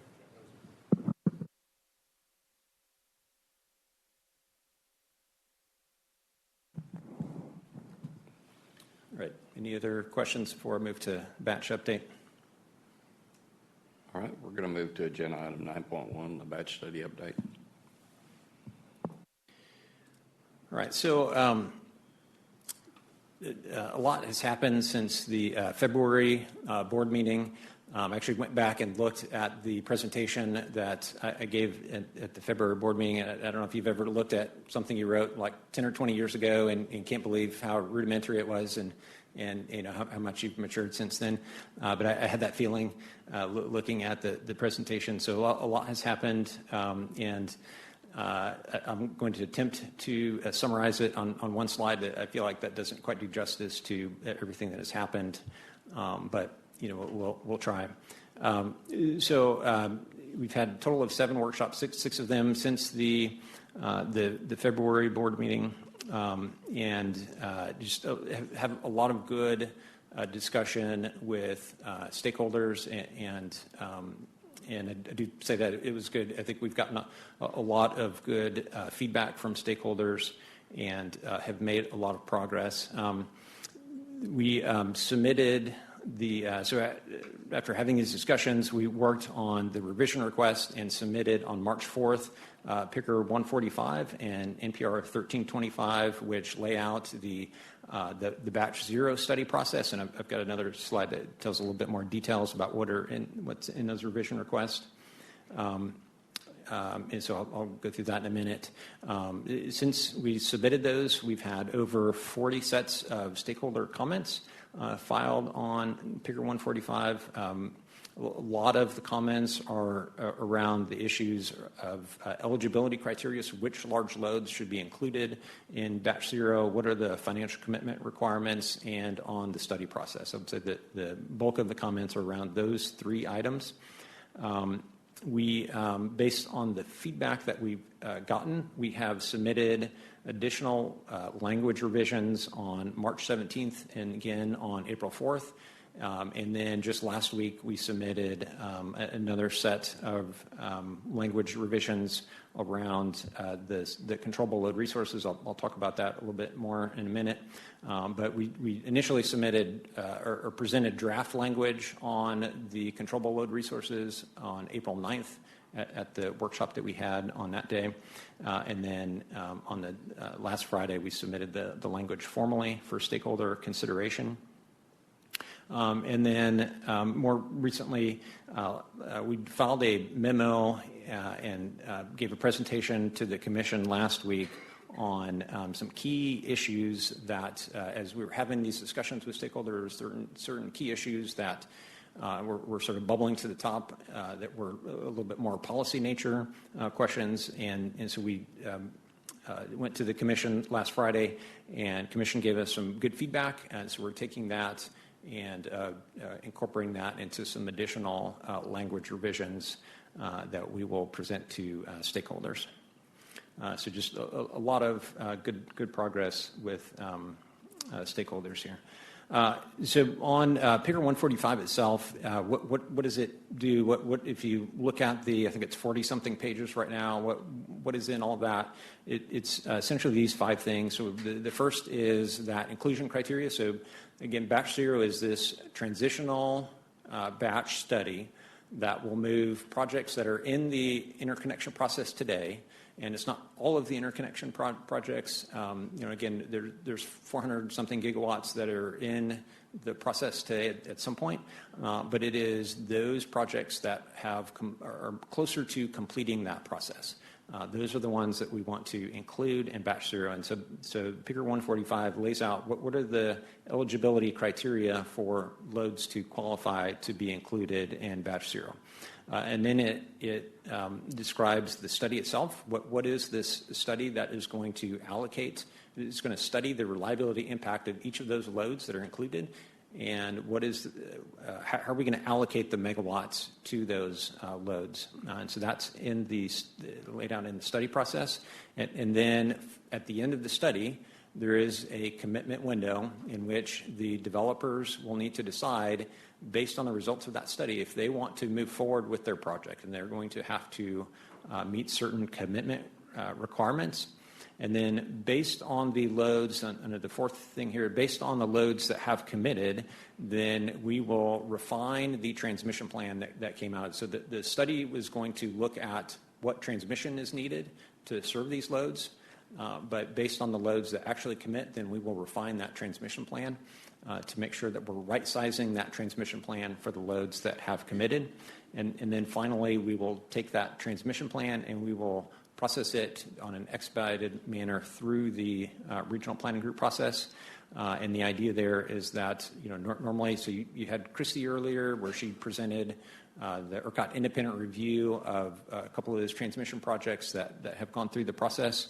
The idea here is that if ERCOT is performing the batch study and the refinement study, then that study can also serve as ERCOT's independent review of those projects. So you don't have to have extra time for it to go through another study process because we've already studied it as part of the batch study. So in a way, it sort of expedites the process for getting those transmission projects moving through the system. Hey, Jeff, can you, in Reader's Digest version, explain what you were doing with batch? I think I understand what you're saying with batch 0, but then does that become the regular defined process going forward that's predictable and that stakeholders can understand what the specific timing and requirements are? Because it seems like it's been a little bit of a moving target. Yeah, so I would say, maybe describe it this way, is so we have this current process today where each load goes through and is studied individually. That process is going to be replaced by an ongoing batch. So when you think about 2027, 2028, going forward, we're going to, instead of studying those projects individually, we're going to group them together and we're going to study them in batches going forward. Batch 0 is this transition where we have projects that have started the old process, started the individual, but we need to find a way to get them processed through so that we can transition to this ongoing batch study. So batch 0 is going to look a little different from the ongoing process. It is really this sort of intermediate. We need to do this transition. So there's some differences I think that you'll see with the ongoing batch than what we're describing here in batch 1. The overall framework is the same, but I think going forward, as an example, I mentioned that we've heard this pain point from developers where the communication is not good. They don't go directly to ERCOT. They go through the TSP, and sometimes it's a bit like the telephone game. I think in the ongoing batch, what you will see is that we will have a process where the developers, have a portal that they can log into in ERCOT, that they will have a direct communication. ERCOT will coordinate similar to how we do generation interconnection today, where we are coordinating that whole study process. And so we don't have that in place right now because, again, batch 0 is all of for the projects that are, already somewhere in the process. And so as an example, you won't have that set up for batch 0, but we will have that set up for batch 1 and going forward. I think we'll also look at better integrating the batch process with the existing transmission planning processes. We have some ideas on how that's going to work better. And there are certain details that I think also, because we're going through this transition, there's information that we don't have time to really gather from the loads, but going forward, I think we'll need to incorporate that into batch 1 and forward. Well, thank you for your leadership on it, because it clearly needs to be kind of streamlined and cleaned up. So, yeah, I appreciate it. I'm going to make the same comment I made on the call the other day, and that is the one flaw I see in this is that it's transmission only, it does not include generation. So at least in theory, you could approve something based on the transmission plan and end up not having sufficient generation to actually satisfy that. And so this gets back to the reliability standard stuff that we talked about with Woody. So that's I think a big potential problem, particularly since we've got a large influx of load coming into this process.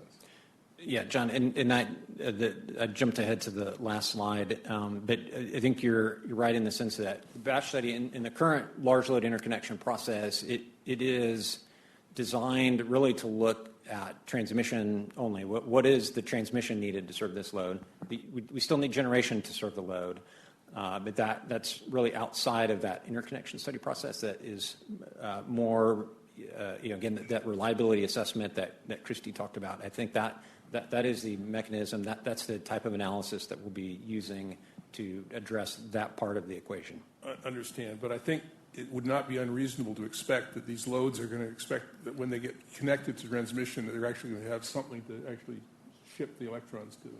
Absolutely.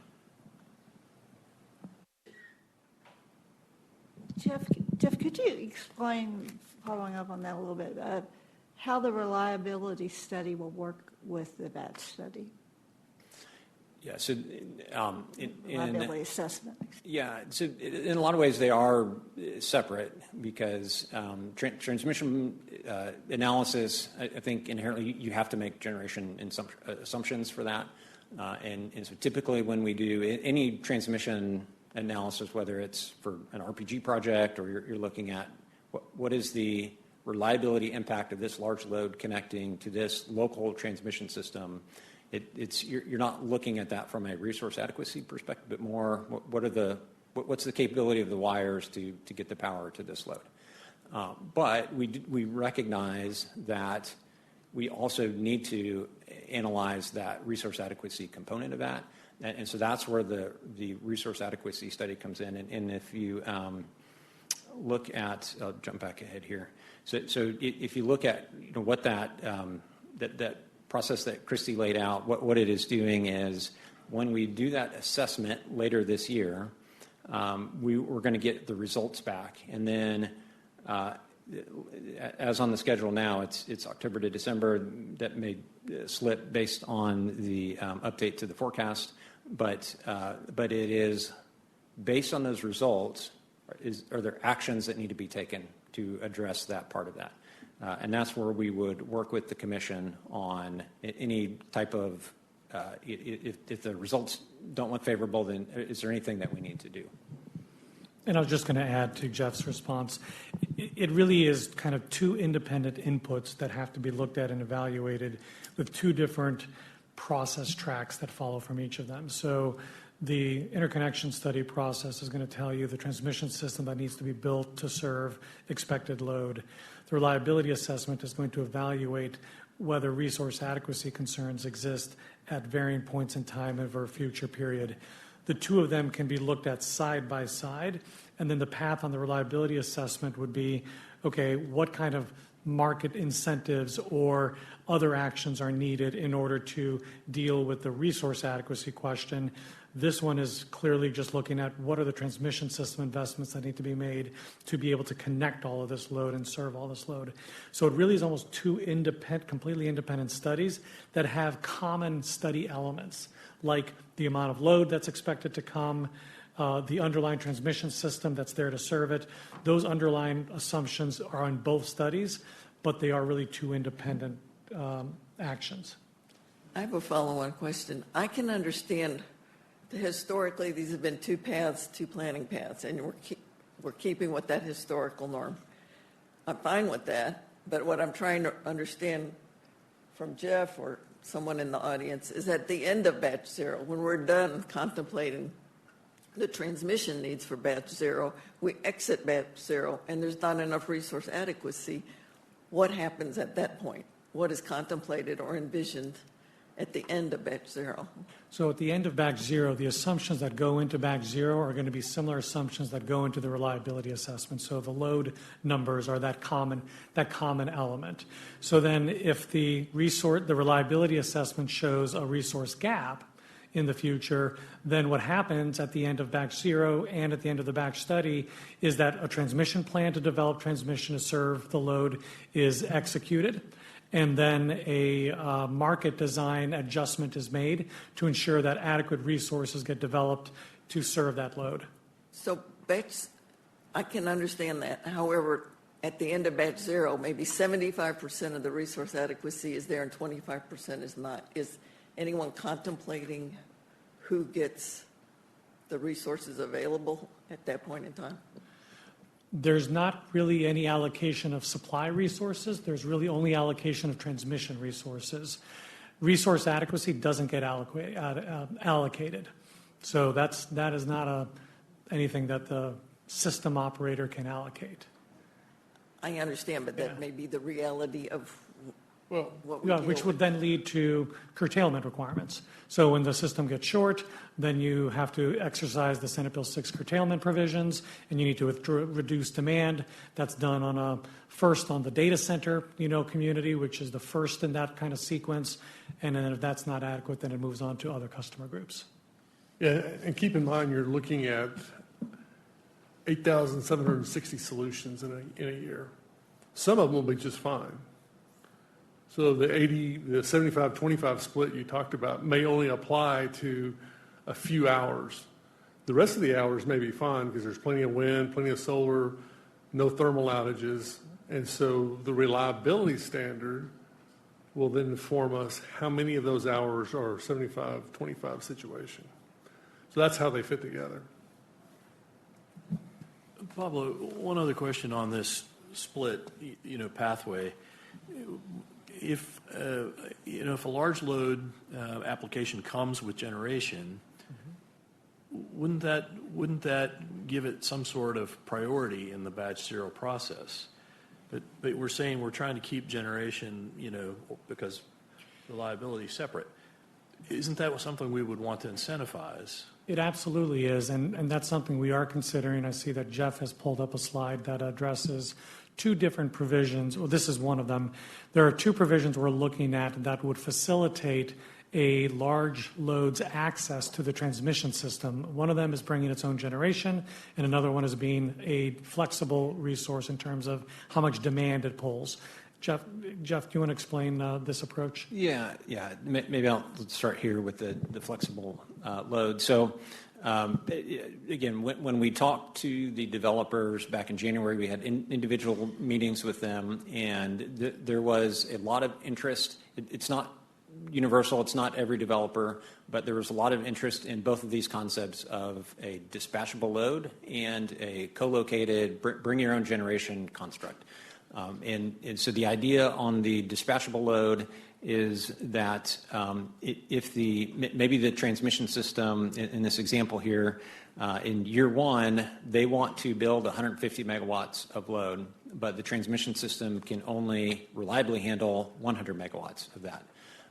Then if they elect to have this type of arrangement, then they can connect the full 150 megawatts, but understand that, again, to Woody's point, the 8760, it may only be a few hours where we have to limit them to the 100 megawatts, but they can be dispatchable when we have those tight times on the grid where they can move down to that 100 megawatts. The rest of the year, they can consume the full 150 megawatts, and that can increase over time. And so there are certain requirements that they would need to meet to be able to prove to us that they can move their load up and down. But this is a concept that I'll say a lot of stakeholders, several stakeholders have expressed a lot of interest in this and are really excited about this. And so the rules for this, we formally put the language out last week as part of Picker 145 and are expecting stakeholder feedback on that this week. And then the other you mentioned is the BYOG, and again the idea is that if the transmission system cannot fully support that load by itself, then if they are bringing generation with them, then we would give them, through the batch process, we would give them credit for that generation that they are bringing. And so we are, I was actually walked by the conference room earlier, and there was several people that are huddled in a room that are trying to figure out how to write the rules around this. And so we haven't put language out on this yet, but this is another idea that we're feverishly working on to try to get those rules so that we can have those in time for batch zero. And the idea would be to try to roll that out to stakeholders. We're going to, this week on Thursday, there's a reliability and operations subcommittee meeting that we're going to be talking in more depth about this concept with the stakeholders and try to narrow down so we can get that language written. Woody, do you have a comment? Yeah, so bringing your own generation is basically a net zero impact to the grid. That's going to be different than if you bring your load and co-locate with an existing generator. And so you shouldn't confuse those two things. Co-locating with an existing generator has an impact on the grid. Bringing your own generation can be a net zero impact to the grid. So there is a difference there. Jeff, would you go back to your reliability assessment slide? Okay, right there. So where do you drop in the impact of batch zero load in here? Yeah, so So the output of batch zero will not be known until after this assessment. So I think that's where and Christie talked about the load forecast and the importance of working with the commission staff on updating that load forecast that goes into this assessment. I think that's going to be important for performing the assessment. Okay. So really you've got two assumptions you're making. One is you're making an assumption regarding the load for this purpose. Right. And then on the load side, we're making an assumption that the reliability assessment will bring the generation that's required to produce the electrons to serve that load. Okay. Yes. Yep.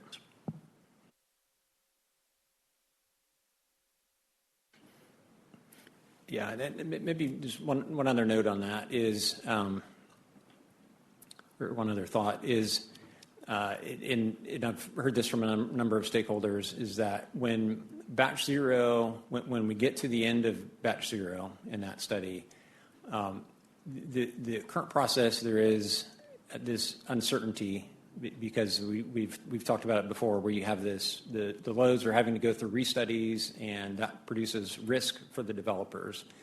If at the end of batch zero, we have a study and it is a black and white, these are the megawatts that you can be allocated on the system by year, and there is a relatively high financial commitment threshold that the commission has indicated that they are desiring to put in place for loads to be able to commit.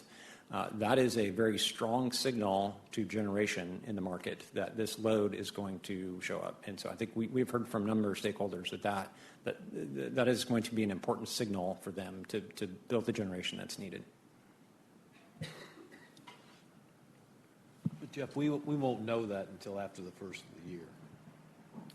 On the batch zero, that's right. And the other problem is, of course, it takes 5 years to build generation.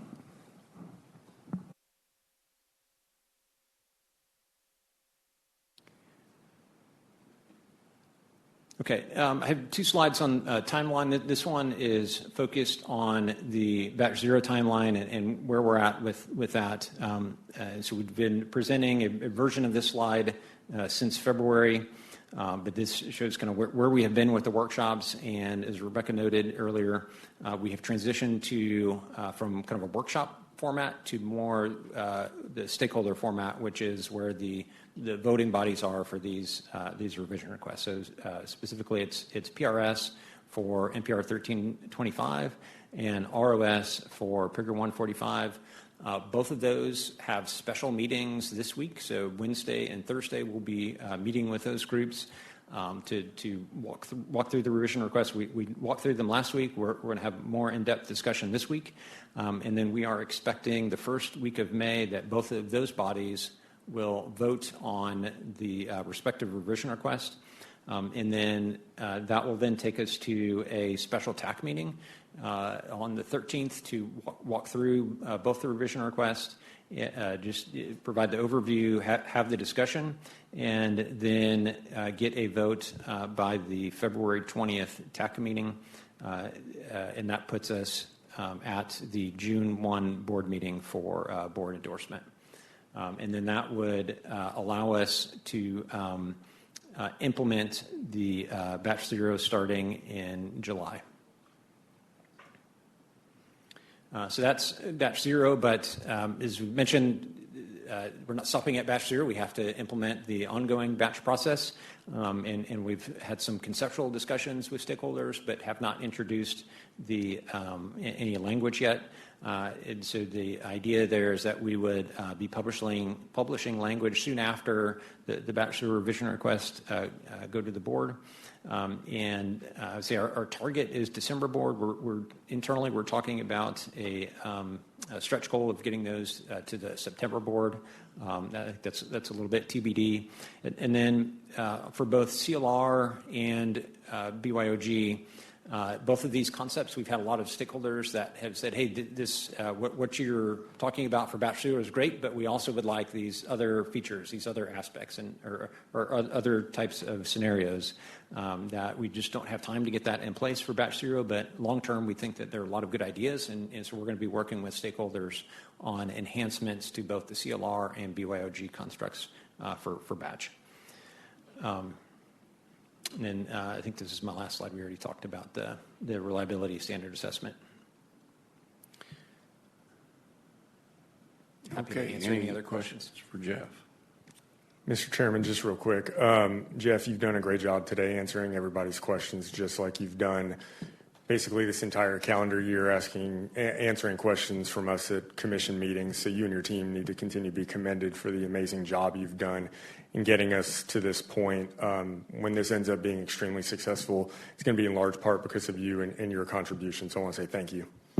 I want to thank you as well. Also, it's my understanding that the stakeholder committee has been tremendously involved and been has really leaned in, and TAC in particular has spent a lot of extra hours versus what they would normally do to help with this project. So thank everyone for all the great work that's been done. Yeah, and I'll echo that, and also say commission staff and commissioners have been gracious with their time as we've talked with this. So I think accommodations all around. Okay, thanks. Still have a lot of pushing to go, though. All right, let's go to agenda item 10, the Independent Market Monitor Report. And this is a standing item on each board meeting agenda. It's my understanding the IMM is not going to make a formal report, but they're here if we have questions. Does anyone have any questions for the IMM? Okay, we're going to call an audible on the schedule. The next is agenda item 11, Commercial Markets Update, presented by Keith Collins. We were going to move to agenda item 11.1, which is a strategic discussion of resource adequacy and the role of demand response, but we're going to push that off till tomorrow. And Ned, I know you were going to talk on that. Well, can you come by tomorrow? Okay, thanks, Ned. So with that, we're going to go to Keith. This one? Yep. All right, thank you, Mr. Chairman, and I can be a little bit quicker on this one. So this is an update of our commercial markets operations activities over the that we're currently at and working on going forward. Our first set of slides is an update on some discussions we had last time at the board. We followed up with the commission with some discussions on real-time co-optimization and the benefits that we've had accumulated over the last several months. And the key takeaway here is that RTC plus B has been successful in achieving the objectives that and intended outcomes that we have anticipated since implementation. There have been different ways to look at that the improvements. We've seen a reduction in RUCs. We do see a lot of activity and movement amongst resources. And so our initial observations is that it is successful in achieving those outcomes.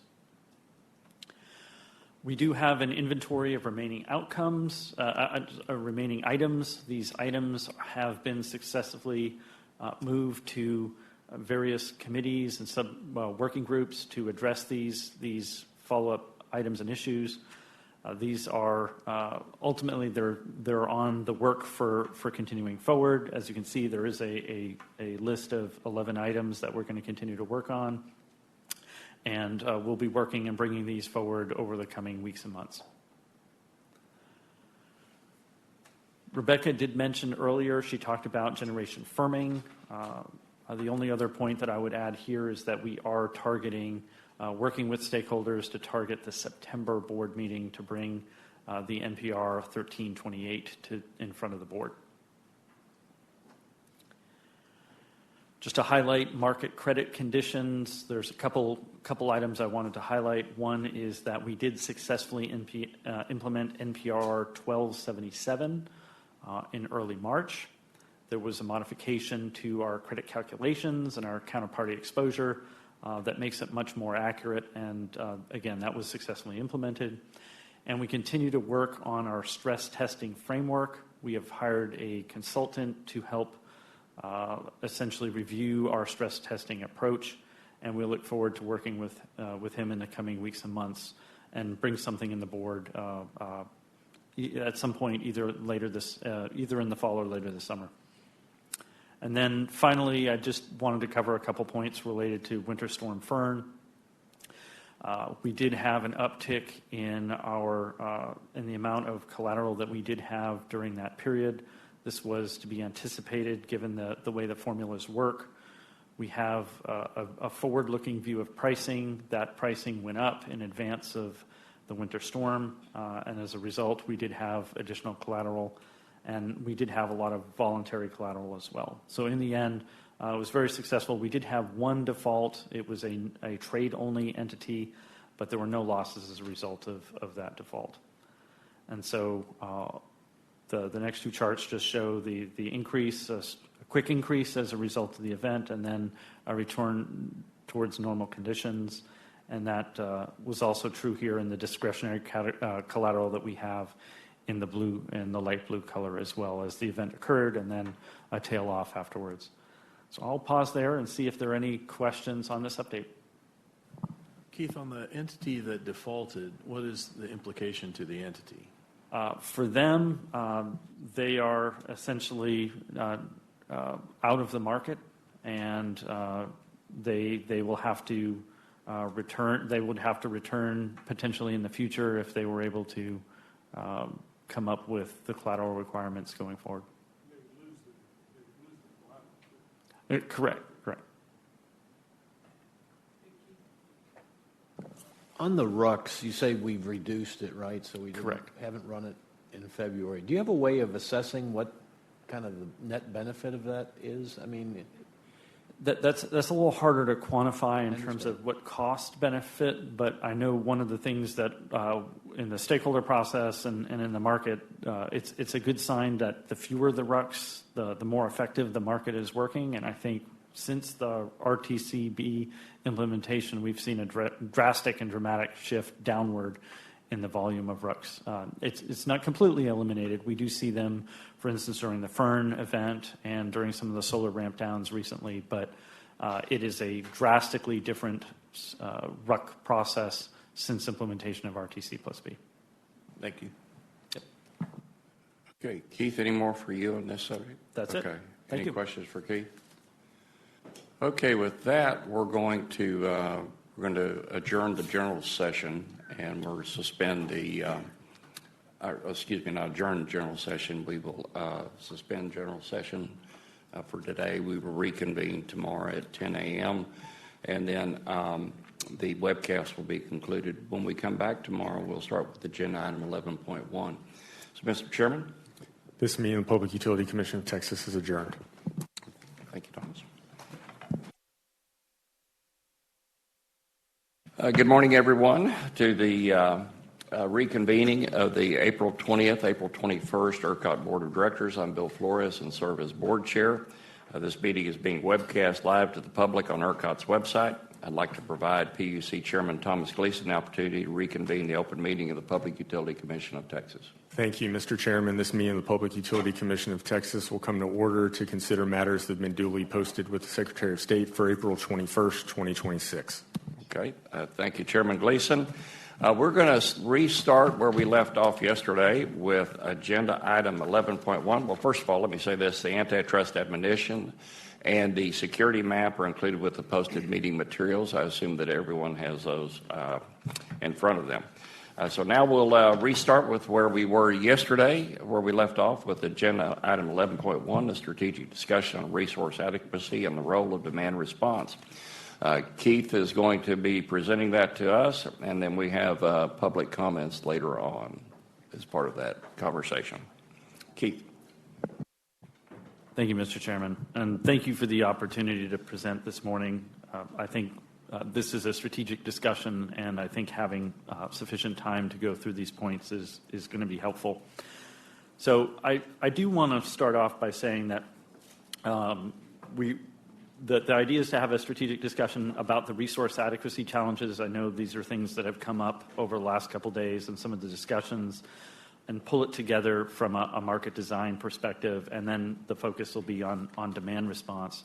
I will note we did have a companion report that was sent along with the board materials. And we do have representatives here with us from Charles River Associates that did that report and analysis, if there are any questions. So to take this, to start off, some of the discussions that we've had over the last several days, obviously over the last several months now, is the increasing load that we're seeing in the forecasts. Even on the low ends, we expect to continue to have sufficient load growth in the ERCOT system, and that's expected to persist over the next several years.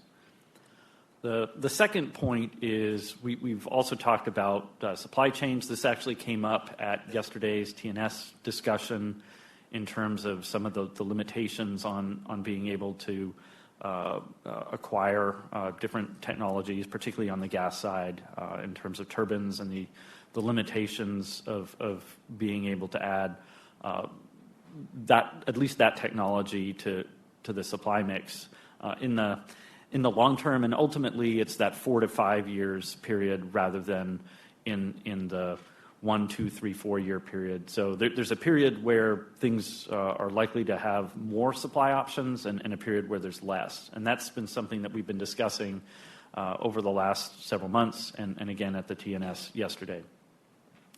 And when we combine these 2 points of increasing load and limitations on supply, this does present some potential grid reliability challenges and resource adequacy challenges. And this has been something that we've highlighted in various reports, whether it's the CDR report, in our E3 analysis a few years ago, our Aurora analysis last year.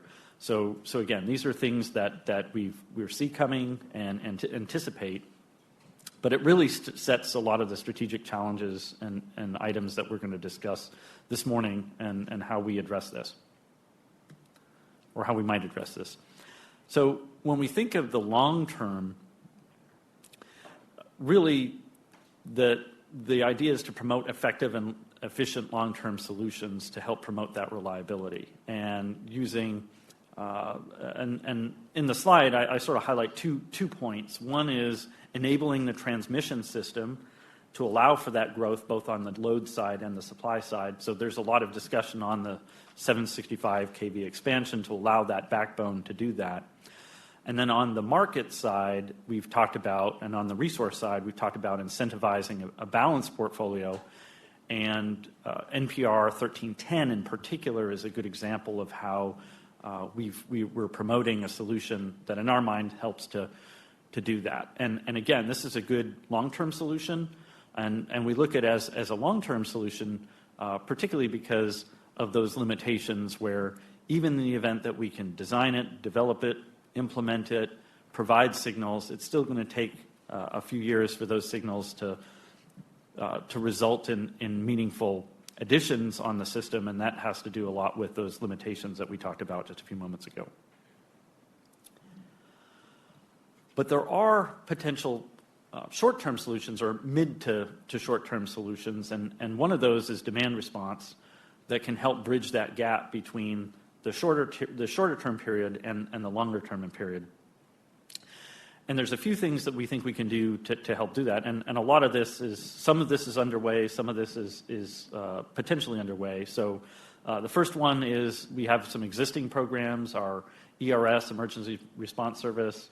We have our ADER pilot, for example, and those solutions have the potential to be modified and help promote further demand response solutions. We've been supporting the development of the Large Load Response Program under Senate Bill 6. This was something that Rebecca alluded to, and I believe Jeff and Dan talked about this a little bit, along with the controllable load resources. So even in that large load sense, there's a lot of discussion about demand solutions to help improve resource adequacy. And then the final one is something that we have been working on over the last several months, which is reaching untapped residential demand response. We believe there's potential there, and we've had NPR 1296 under discussion in the stakeholder process as well. And again, they're all hitting different areas of the demand response universe. So there's large loads, residential loads, commercial loads, et cetera. And so when we look at some strategic questions for the board and for the stakeholders and folks to think about is, well, can the demand response address the near-term resource adequacy concerns? Are the current demand response incentives aligned with our resource needs? Because those have changed, in particular with the advent of solar in particular. We've seen a shift of when peak periods are historically been in that 4 or 5 o'clock in the afternoon period to shifting to later in the evening. Has the residential demand response, can we efficiently tap that to help address reliability? And can our existing programs be improved and enhanced to expand their potential? So these, I think, are some questions that we've been thinking about and things that we think the board should be thinking about as well. And so here's some points about why we think demand response is a good fit for the ERCOT system. And I'll start with that first one, which is the speed of deployment. And in terms of that timeline that we discussed, there's a bit of a gap between when resources potentially can be acquired and installed and activated in the system, particularly those thermal resources, and what we can develop in sort of the more near term, sort of months versus years. And there's a concept that I wanted to throw out, which is kind of the time value of reliability. I know we think about the time value of money, but there is a time value of reliability, and I think the speed of deployment really speaks to that. If you can get resources sooner, there's value there in the near term versus able to resolve issues in the future. But that also speaks to that resource gap, the supply chains, and that growing resource availability gap that we see. And I just want to highlight, too, that we talk about availability. That is something that we had discussed over the last couple of years in terms of highlighting that's a design element that we wanted to focus on. And again, demand response can help fill that availability gap. Cost effectiveness, when you look at other programs, and again, it depends on the particular program, but it can be cost effective relative to other regions, other markets. There is untapped potential, and again, the sense that it could be in the gigawatt range. Megawatts are nice, gigawatts are nicer.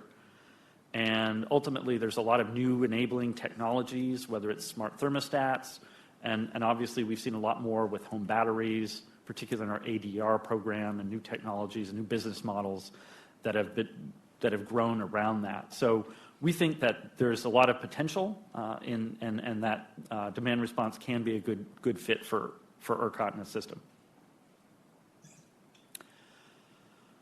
So what we've done is we examined and put together an analysis, and we reached out to Charles River Associates to provide a high-level overview and examination of the current and proposed programs within the ERCOT system, and to help provide a comparison. I think sort of the scope of this report wasn't necessarily to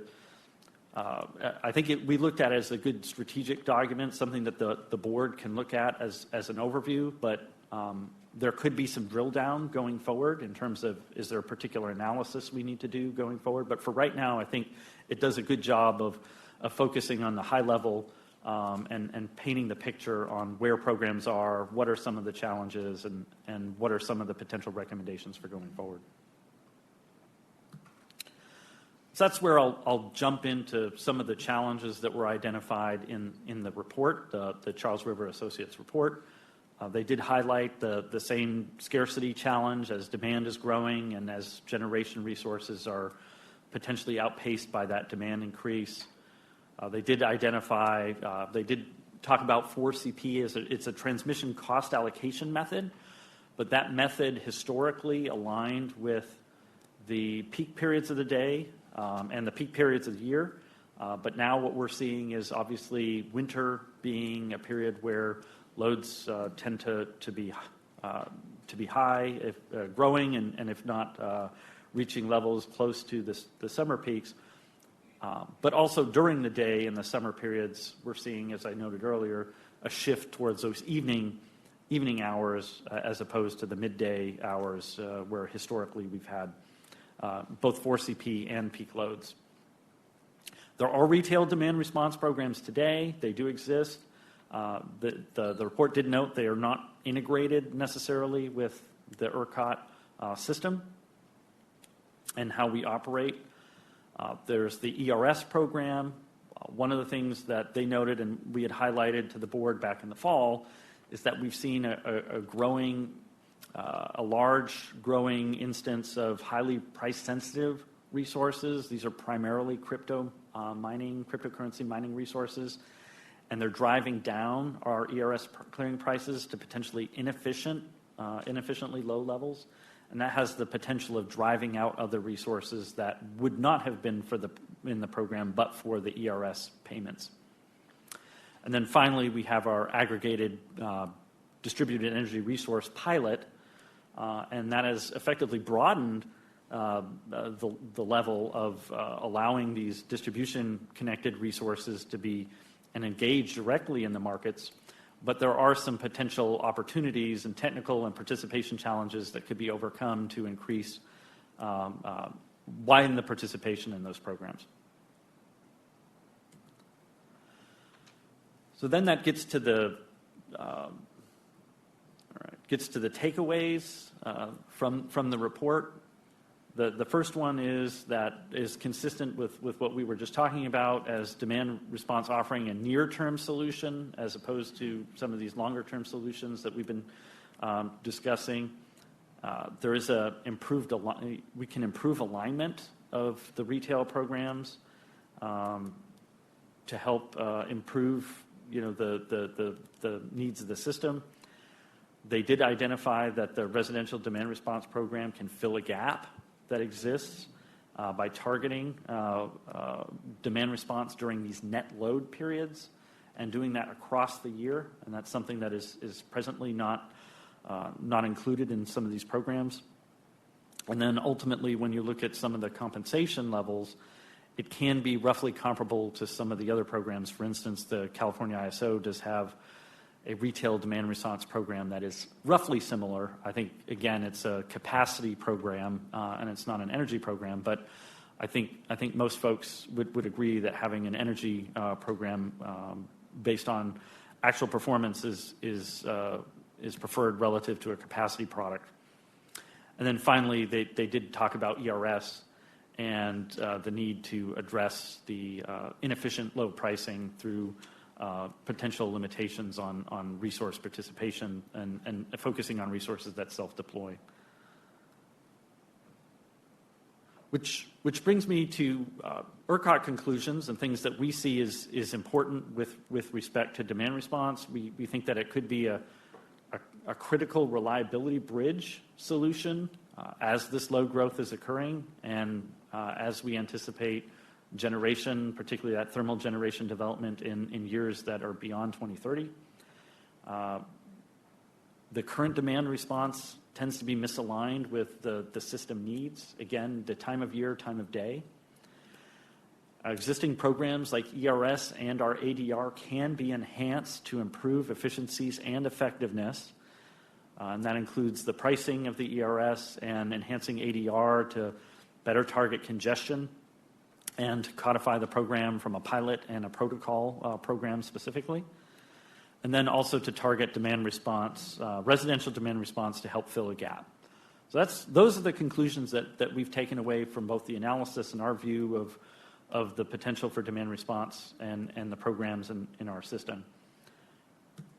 And that brings us to the next steps and ultimately working to identify any near-term implications in both our current and proposed programs, working along with PUC staff, seeking further guidance where appropriate, working with stakeholders to enhance and promote demand response solutions, including our residential demand response, and evaluating residential demand response, particularly as part of that analysis of the reliability standard assessment. There's an opportunity to include residential demand response along with our Dispatchable Reliability Reserve Service Plus and potentially other solutions as part of that study.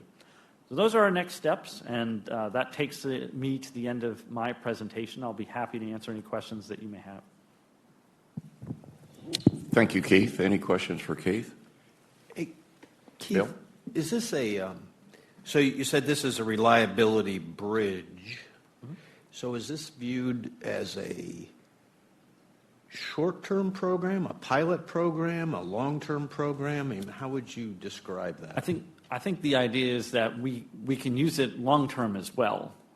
It's something that you can develop in the short term, and it can have benefits both short-term and long-term. But I think what we're also anticipating is that loads will continue to grow as well, and so there's potentially a limit of how much you can get. But I think there's definitely a lot of potential to help with that bridge, and then we'll have more resources that, including demand response and other resources as well.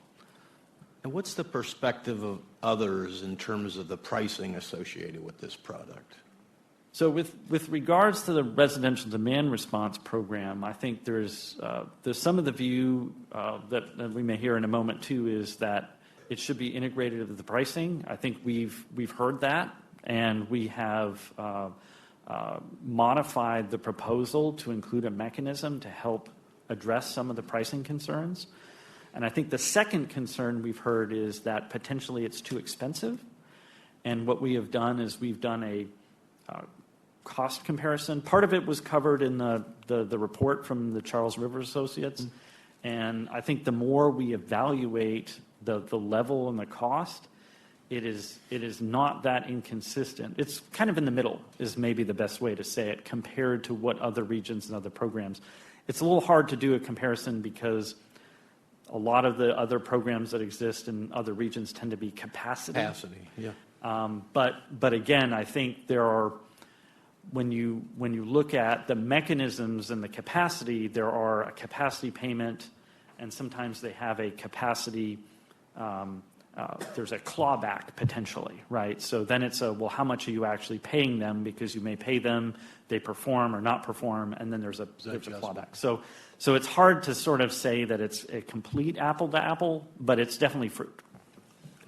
Thank you. Keith, could I ask, Chairman, would you say that this is the only thing that we can do in the short term to address the load growth problem, or are there other alternatives that we should be looking at? Well, I think when we look at the type of resources that we're definitely anticipating in the coming years, is probably to look a little bit like what we've seen over the last few years, which is solar and storage.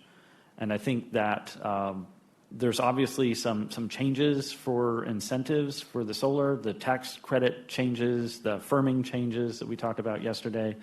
And then storage, historically, we've seen the short-term storage, and we haven't seen the long-term storage. So I think we've studied that last year in our Aurora analysis, and that does create some potential reliability challenges. I think our sense was that load response can help with that as well, but I think a lot of the other resource development that we see tends to be a little further out. And so when you're looking at a nearer term issue in the 1, 2, 3, 4 years, is different than potential solutions that can come in 5 years. And we've talked in the TNS about nuclear or geothermal and even gas and long-term storage. Those are all great potential resources, but I think even in those discussions, those tend to be further out solutions. Yeah, well, that's my point. I mean, it's not obvious to me, looking at all the technologies that we've looked at, that other than just adding more wind and solar and maybe batteries for peak shaving, that there's any other alternative other than demand response. That's, I guess, the point. Yep. Yeah, I think, John, that's a really, really good point, and that's how we've been thinking about this, is how do we put tools in the reliability toolbox that meet different needs at different time periods? I think that's the objective that we're trying to think through. And so Keith just described kind of 3 tiers of demand response capabilities. One of them at the large industrial size load, which Senate Bill 6 provides for a new large industrial load response program that we're going to be developing. That's one opportunity. We've got our ERS program, which is largely geared towards more commercial size customers. And that could potentially be expanded, changed, adjusted in a way to be more effective in that class. And I think there's potential growth opportunity there. And then the missing piece in our portfolio has always been on the residential side in terms of a scalable program. We do have programs today, and I think we'll hear from potentially others that that there are existing programs today that are available to offer demand response to residential consumers. We have seen, limited uptake and participation in those programs. And I think one of the bigger factors in that is that there is a price hurdle to incentivize residential consumers to change their behavior and to allow for participation in a program like this. The intent behind this program is to help clear that price hurdle.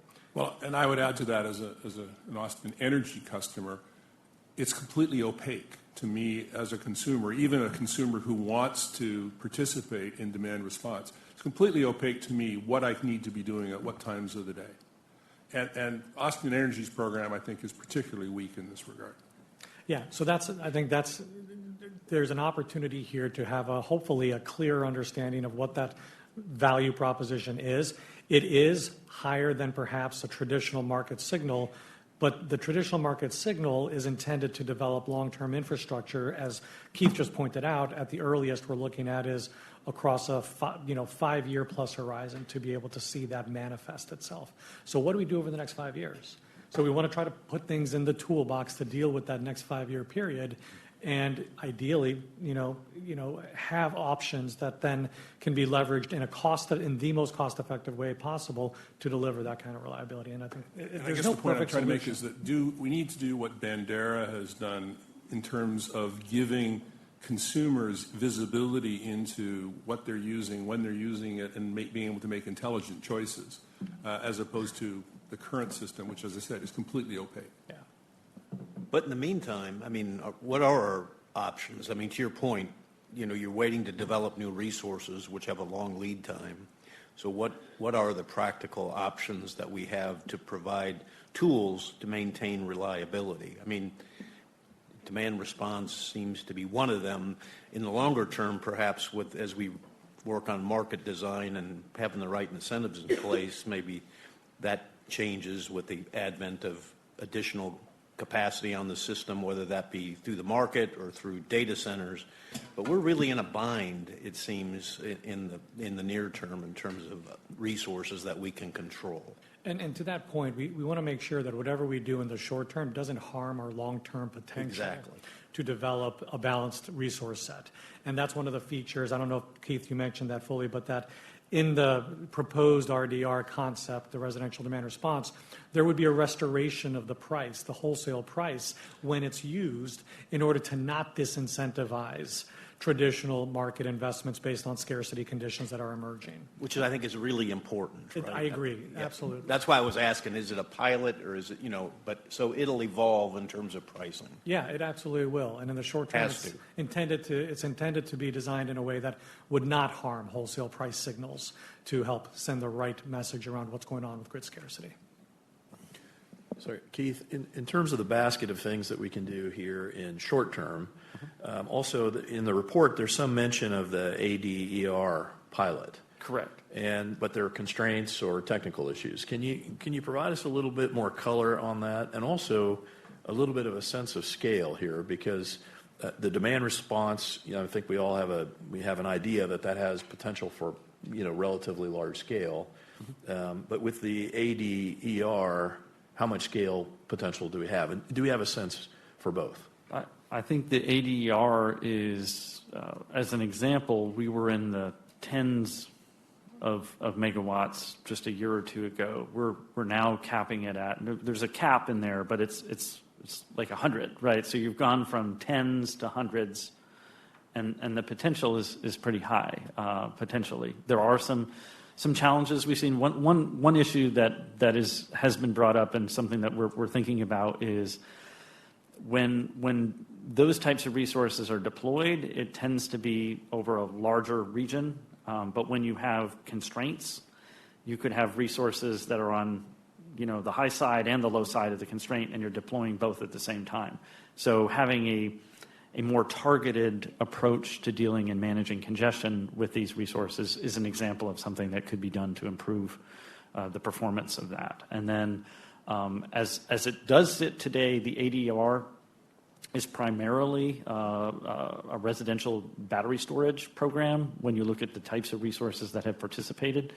I think the original thought was, well, could it expand to more than that? And ultimately, it's more geared towards a residential storage. And so if that's the case, then it's also factoring in some of the things that we've been talking about with state of charge and thinking about how that factors into the program. There are some challenges in thinking about that, particularly when you think about, well, it's participating in ancillary services, and what does that mean? And some of the challenges that Dan was talking about yesterday. So are there any actions that we should take or consider taking then to get this moving? Because this is an everything, let's get everything going kind of situation. Yeah, I think what's really helpful from us, from a board perspective, is I think we're looking to explore some of the specifics of these programs to make enhancements. And I think having the support that, yes, demand response is important. We want to expedite this so that we can help address our resource adequacy challenges. I think that's really, a nice signal from the board that when we're working on these programs, that it's important to move these things along quickly. That there are some details, and we're going to work through the stakeholder process and with the regulators to help deal with some of the specifics of these challenges. But I think having that end goal in mind is important. Will help drive this forward. Chairman Gleason. Keith, on the previous slide, you talk about pricing for ADR. Is that really a discussion about moving from zonal to nodal pricing, or is that more encompassing than that? No, I think that's what's an interesting question is it nodal or is it subzonal? Those are some challenges that we're thinking about and how that would work. But yes, it's definitely talking about a subzonal pricing, and how that will look or materialize is probably still to be considered. But that's part of the challenge there, is to try to target how it can be useful from a congestion perspective. Okay, and then on 1296, right now we're talking through changes to the cone value. How will those discussions impact 1296 and the costs around it? Well, as it's presently constructed, there is a operational cone value that's a part of how the pricing mechanism is designed. And so to the extent that the commission were to update the operational cone value, then that would factor into the way the RDR program works. I actually have a question for Chairman Gleason, and that is, my understanding is that the PUC is not supportive of this approach. Can you give us here in the lowly ERCOT board some insight into why? When you say this approach, John, are you talking about residential demand response? Yeah. So I think you're having a discussion about two good things. I think overall demand response is a really good thing, but I think we're also struggling with, we need more thermal dispatchable units to come online. You want those megawatts there to provide that price signal. So I think there's a tension there potentially. So I think I don't know that I would characterize it as the commission being not in favor of this as much as just wanting to work through all of kind of the primary, secondary, and tertiary impacts of a decision like that and what it could do to the overall market. I think if you saw the two hearings that Pablo and I testified in the last couple of weeks, both in the House and the Senate, there's definitely a desire at the legislature to enable and empower residential customers to benefit from programs like this. So I think, again, I wouldn't characterize it necessarily as the PUC or staff is against it as much as we just want to make sure that we understand the full impact of the decision that's being put before us. Yeah, look, I think that's fine, but as you just heard, we have no way of satisfying that dispatchable demand in the short term. As much as we might want people to build more generation, they're not going to build it outside of what's already scheduled until 2032. So what are we supposed to do in the meantime? Yeah, again, I think that we're looking at all options in front of us. I don't know that there is a desire to take any of these options off of the table. I just think it would be imprudent for the commission to, at this juncture, as commissioners, get behind something completely without understanding the full impact of it. I think you've seen, particularly from this commission, the desire to fully study all of these as options. But again, I want to understand the full impact of what I'm doing because, as you know, the commission, not the board, has the final say in what gets approved. And so before I think we endeavor to do that, we need to know the full impact of the decision we're making. I accept that. I just don't want us to waste a lot of time if the commission has already made up its mind. Okay, thank you, Keith. Vistra has asked a comment, so I'm sorry. Can I squeeze in a question real quick? This is a related question. One of the benefits of ADERs that you mentioned is reduced congestion, especially if it's correctly placed geographically. And maybe I'm going to ask Woody this question. Just remind us, in the reliability study, is congestion one of the variables studied? In the reliability study, it's not. So this is a typical example where if we're planning resource adequacy with one set of tools and transmission with another set of tools, and we don't bring them together, especially on topics like congestion, we miss something in that process. So the transmission studies will include congestion. Right. So congestion we had addressed through resource adequacy by having ADERs. Well, I mean, ideally, the way the market would work is investors would want to put plants in places where prices are the highest, where there is congestion, and so they build a plant where there's high congestion, and that solves that congestion. Okay, let's hope it works that way. Okay, thank you, Keith. Ned has asked to testify on behalf of Vistra.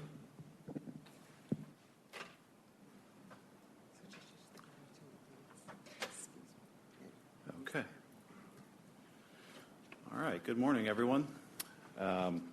Good discussion already. I think you started getting into some of the questions and points of feedback that I wanted to tee up. So already done some of the work that I was hoping to do. So thank you for that. Thank you for the opportunity to speak and provide a few thoughts. I appreciate the way that Keith framed this discussion as a strategic one. We had a lot of discussion at the last TAC meeting about strategy versus tactics. Maybe Caitlin will give you an update about that. But when Vistra thinks about this particular topic as a strategic one, what we think about is both, not whether, but both. How can you address the needs of the next 5 years, but also how do you line that up with the needs of the next 15 to 50 years? Right, and I think some of the things you all were just discussing is how do you try to get the most out of the resources you have in the near term, and also make sure that you're continuing to have the right incentives for the long term, for the investments that the system needs over the long term to meet the needs of loads of all different types. So with that as kind of a frame of mind starting point, I want to go ahead and just jump right to the two key conclusions and key takeaways that I want to leave you with. The first one is, it's not a question of can demand response help address near-term resource adequacy concerns. It's how can demand response help address near-term resource adequacy concerns. And then from there we jump to the second order question, which is how should demand response help to meet those near-term resource adequacy concerns. And that's really what I was trying to add to this slide and right here. Tried to keep it pretty high level. And ask what is the context in which we're trying to resolve this, and how does that interact with those long-term signals? Because, what we don't want to have happen is that we set a strategic objective for one particular part of the market that doesn't align with the strategic objectives of the other. If you get those crosswise, then this is a risk anytime you take, say, an all-of-the-above approach to any problem, is you might have one of the options above works crosswise with the other, and you end up canceling them out. Or worse, you end up in a worse place, but you spend a lot of time and a lot of money and a lot of energy on it. So we want to be mindful of that, and I know you all do as well, as we think about how does that work with our overarching objectives. So taking a step back there, I want to start off by positing that the overarching objective that stakeholders and ERCOT and the Commission all share is that we want sustainable reliability through competitive markets, kind of a two-parter. First part there is sustainable reliability. That is meeting the reliability objectives of the system and of the state through market outcomes, right? So we're not requiring out-of-market tools, out-of-market programs. We actually have the market driving those results. That's what I think we all want, because that's the list hands-on. You let the market do its magic. You get the most value for the lowest cost over time. And then competitive markets. That's the second part there. And so the question is, what kind of competitive markets do we have? Well, currently, the ERCOT market is an energy-only market, and that means that we have to depend critically on that real-time price formation to send signals both in real time to demand response and to generation resources to bring supply or back off demand in real time. So that is something that can happen in short term. That price signal in real time can help achieve that. And I'll actually posit that includes residential demand response. It may not be a direct payment, but there is certainly a strong incentive for any load-serving entity that is serving residential consumers to get an internal rate of return from trying to manage that. The real issue is you need a market price signal that creates that internal rate of return, and that's the same price signal that you're depending on to incentivize generation over that long-term horizon. And for that to work, so not only do you need that price formation, but you also need to have confidence in the market policies. And that means that when you see those price signals, you let those price signals work. And we avoid the temptation to jump in with policies that can undercut that price formation.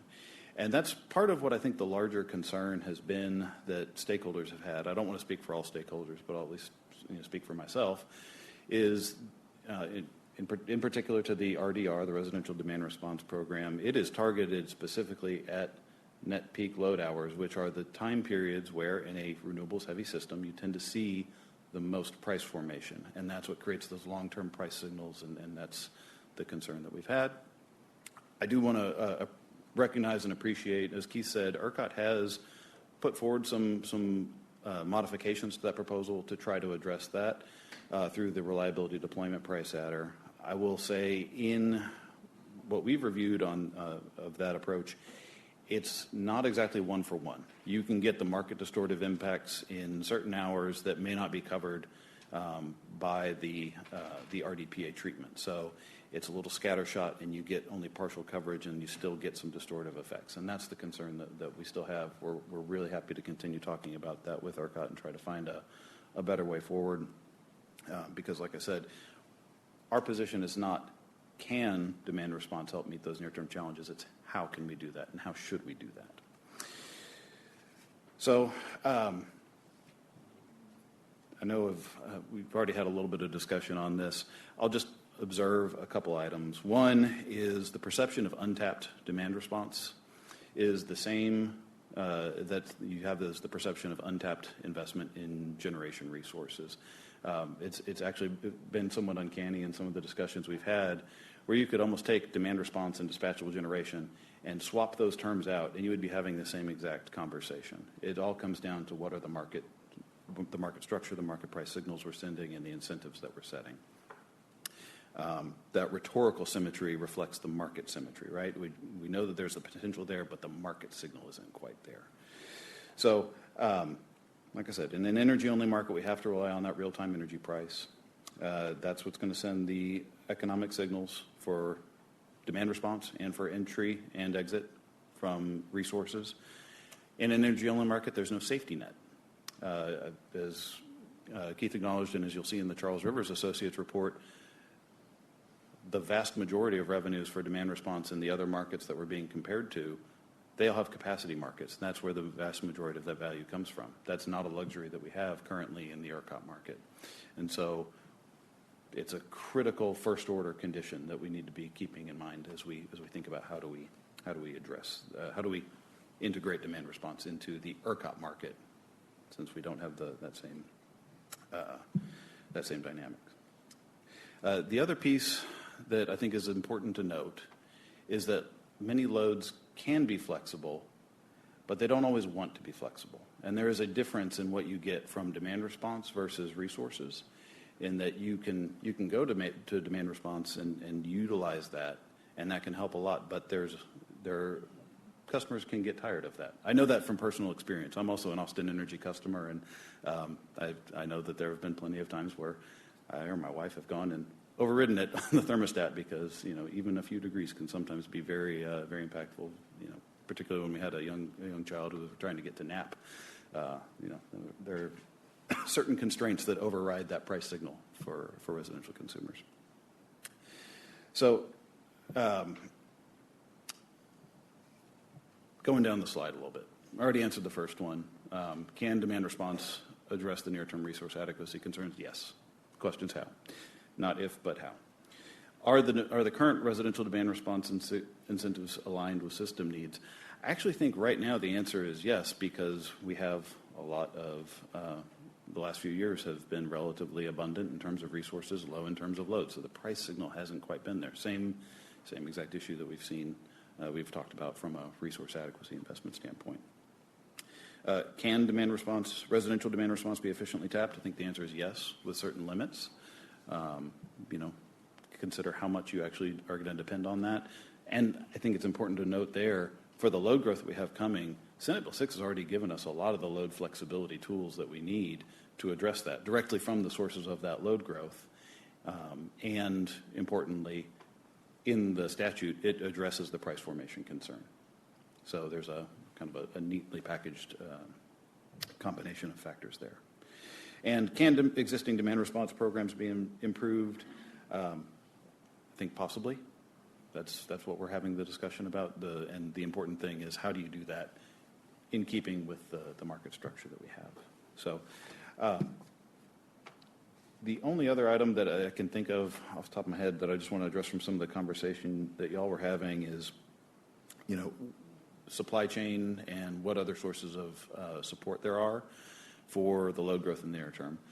There is a lot of capacity, generation capacity on the system currently that sits at a moderate capacity factor, say in the 40 to 60% range, where there is room on existing resources to flex up and meet a lot of that load during the vast majority of hours in the year. There are still resources coming onto the system. Again, recognize a lot of those are either intermittent or duration limited, but there are resources nonetheless. And Senate Bill 6, like I said, gives some of those load flexibility tools to the Commission and ERCOT to really manage during those few peak hours. So we can still maintain a lot of reliability and meet a lot with the resources that we have while we wait for some of the newer resources to develop. And we are seeing that response in the generation interconnection queue. It's there, and it'll be coming. And so it's really, how do we manage in the meantime? And there's a role for load flexibility to play in there. We just need to make sure that we do it right and not get crosswise with our other objectives. So, thank you, Ned. Yeah. Any questions for Ned? Okay. I've got a question. So, Ned, you see both sides of the coin, right, with Vistra. So you've got the generation side, you've got the load side.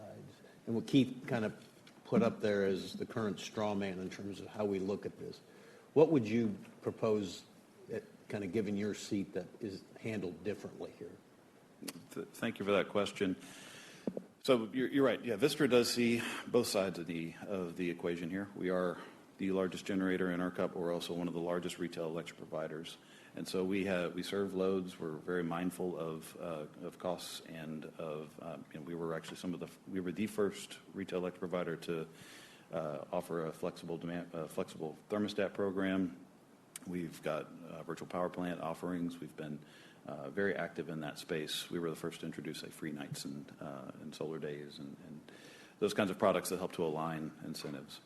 I think the first order preference is always going to be use the energy price signal for both supply and demand to work around the same objective.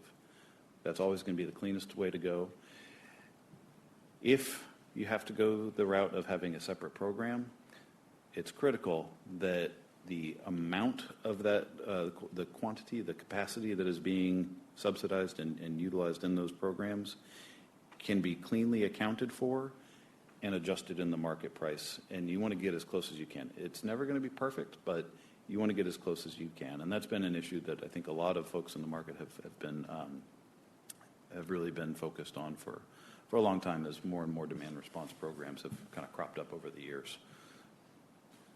Can I Thank you. comment? I mean, I'd like to take issue a little bit with your comments about the symmetry between the demand side and generation side, because I don't think there is symmetry. I think the generation side is incredibly good at looking at price signals, and I think the retail demand side is terrible. This was my point about it's opaque. People don't know when prices are at their maximum. They just know because they get a blended bill from their retail energy provider.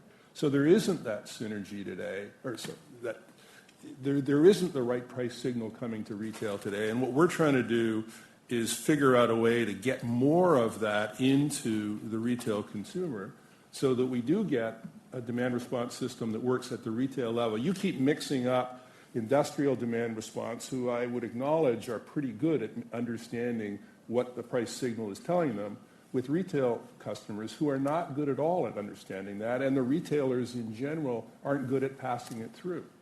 So that's what I think part of the problem we're trying to solve here. Okay, thanks, John. Thanks, Ned. All right, thank you. All right. Chad, did anyone else sign up to comment publicly? No. Okay. With that, we're going to move to agenda item 12, the CEO update. Pablo?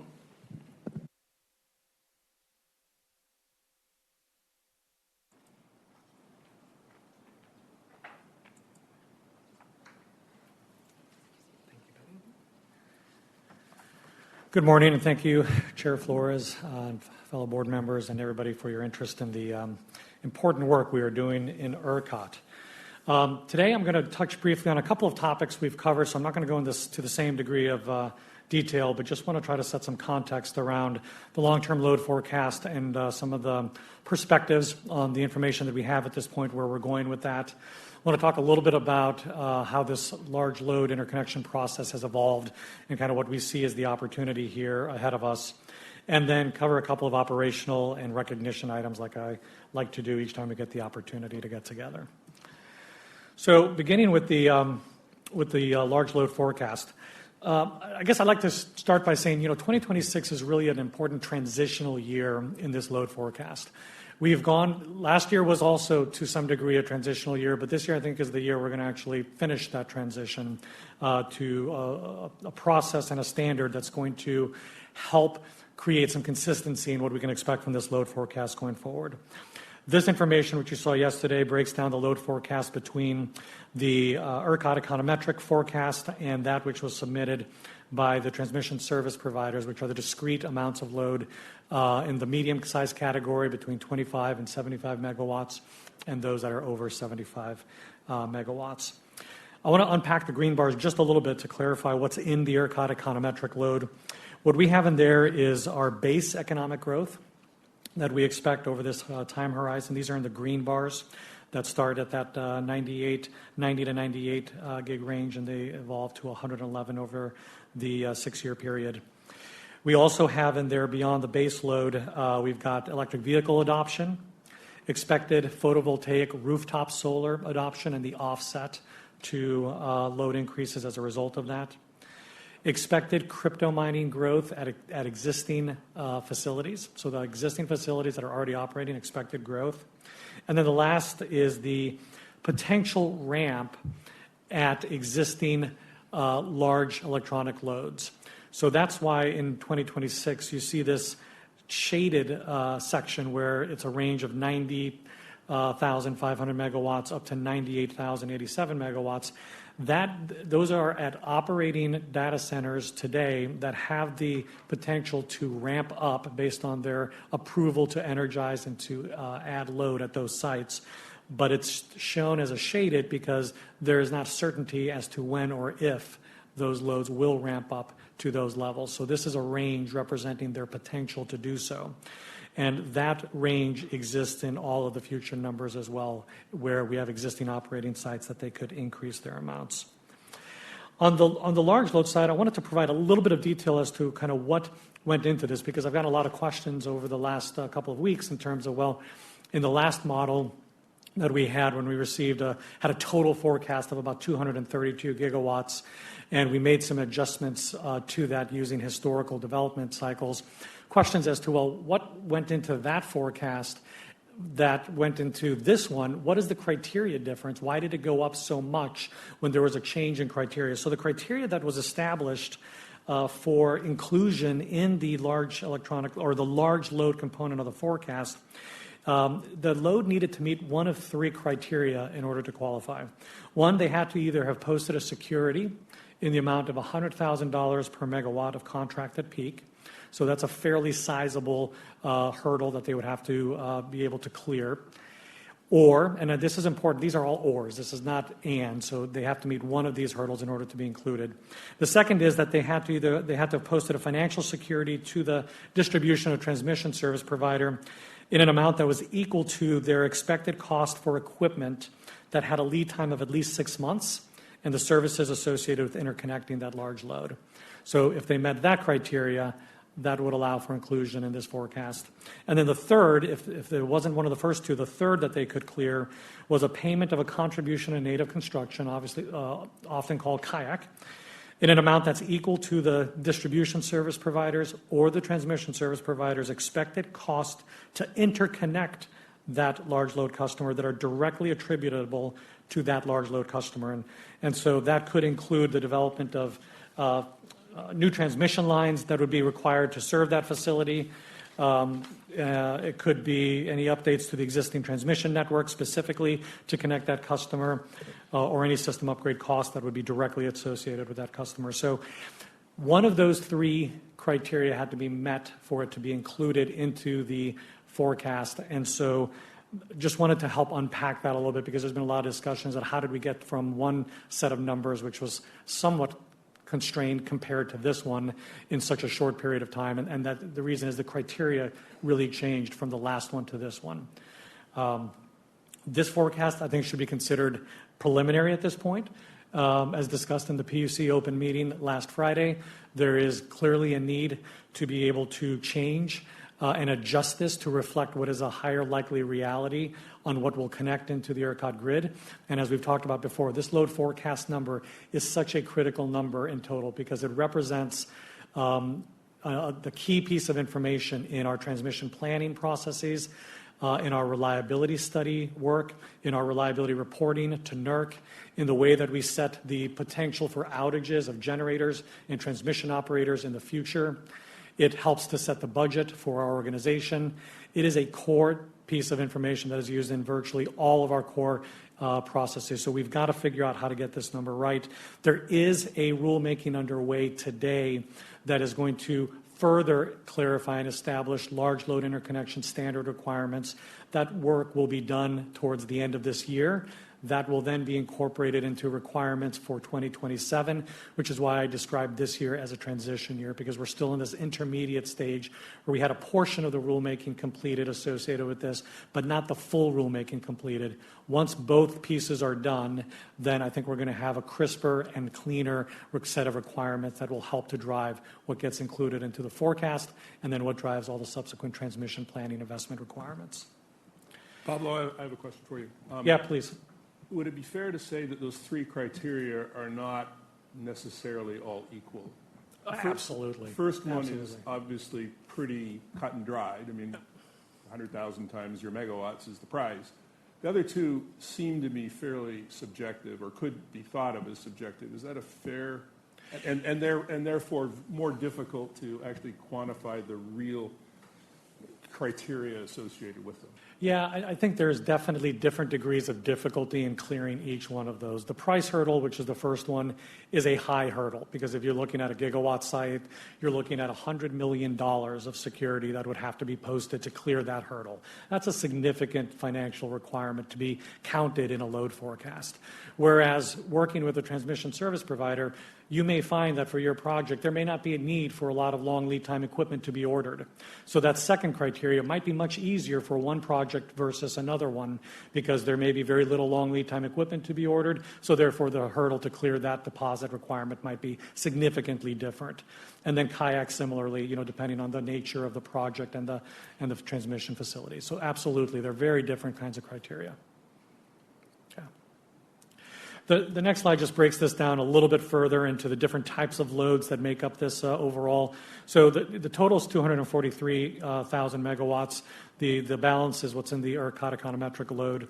And so the breakdown is, as you can expect, largely in data centers. 228,000 of that is data centers. That's about 93% of the total.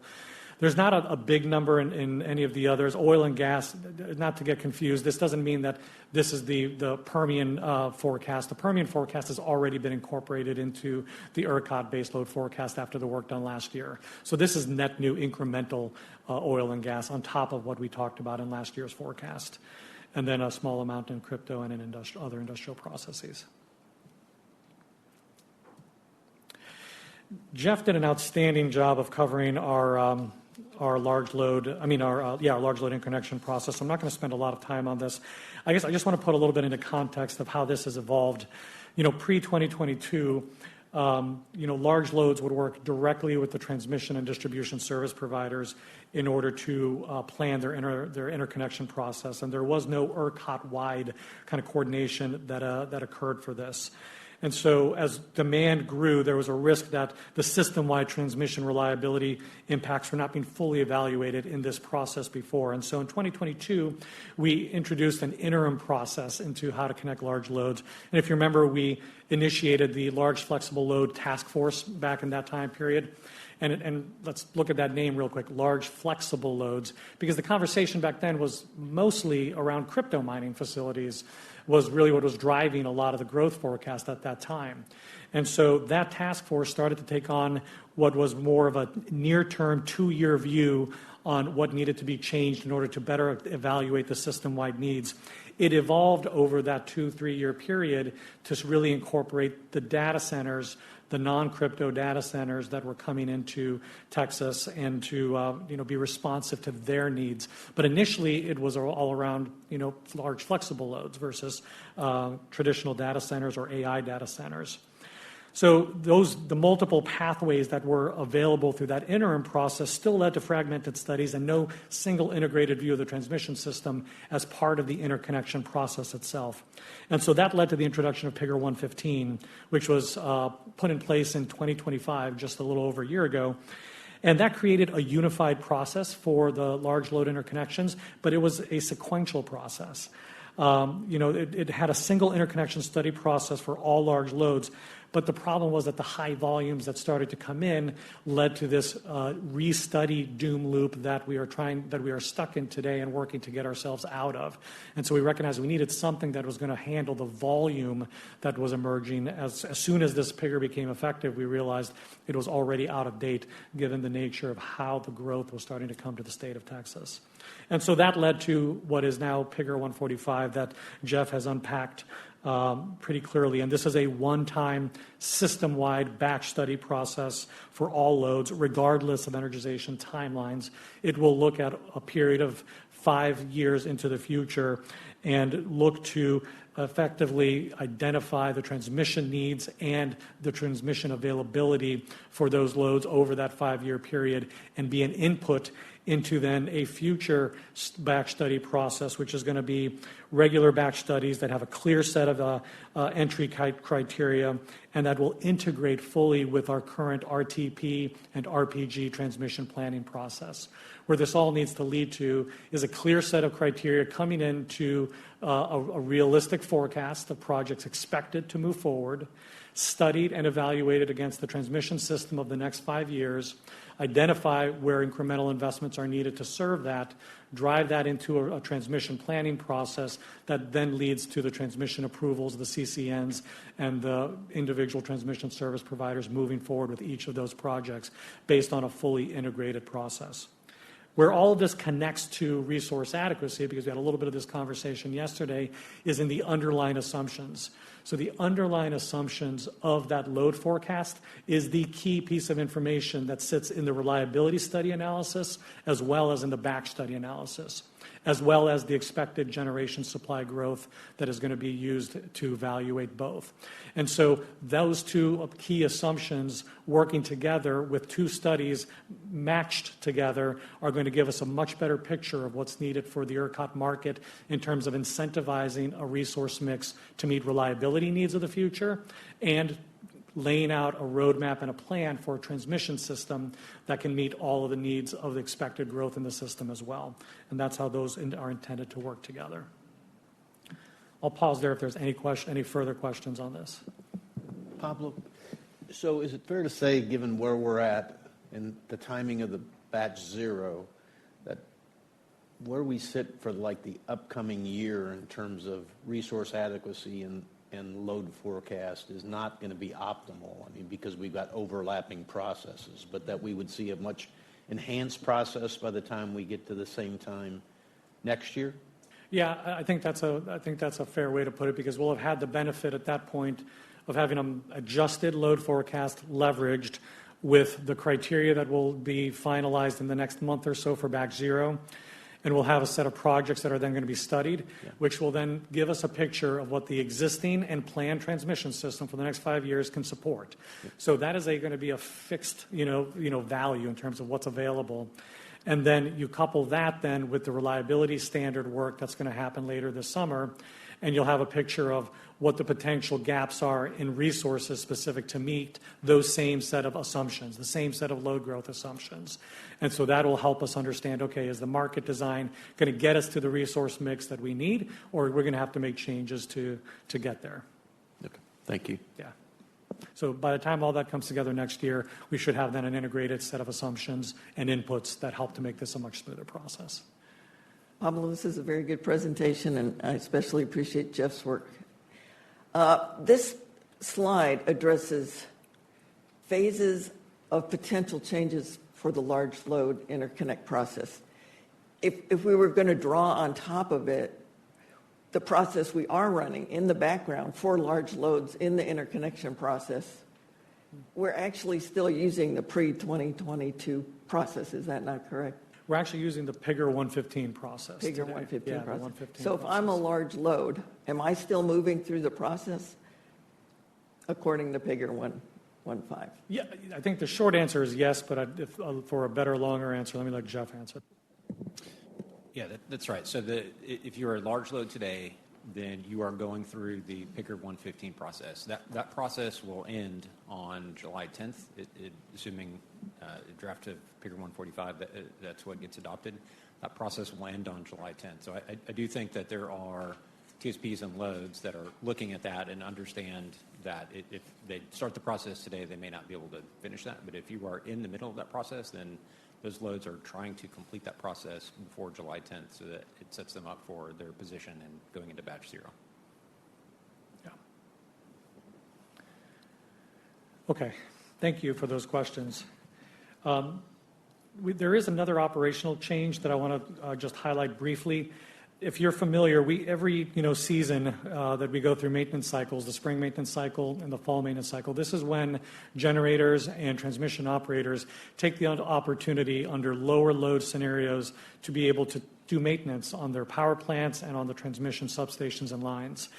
And it's critical that we plan out how much of that outage can be managed on a day-to-day basis throughout a season in order to ensure we keep reliability throughout the season. And so we have historically used a process affectionately called the MRDR-POC, but it actually stands for the Maximum Daily Resource Planned Outage Capacity.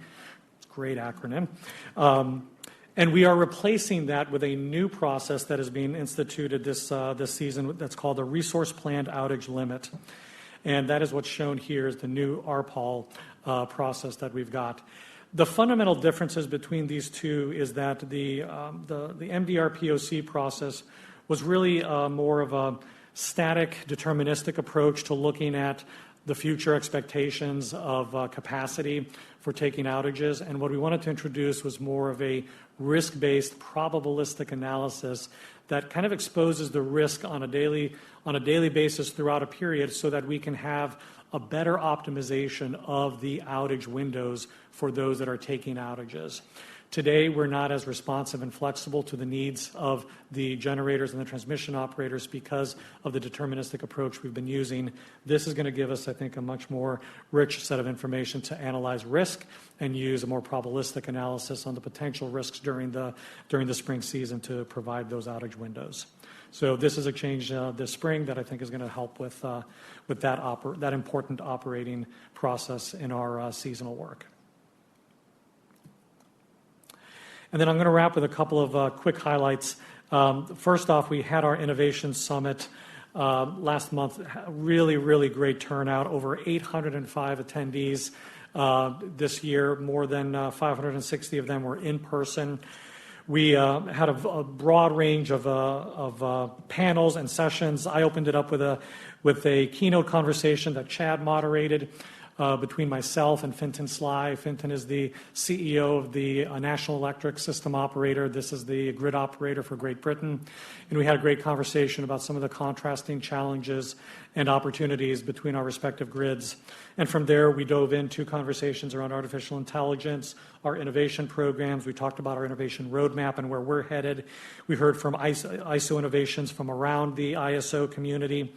And also had a live wire Q&A with executives from the ERCOT team. Really, really good feedback on this. We're already in the process of planning our next Innovation Summit.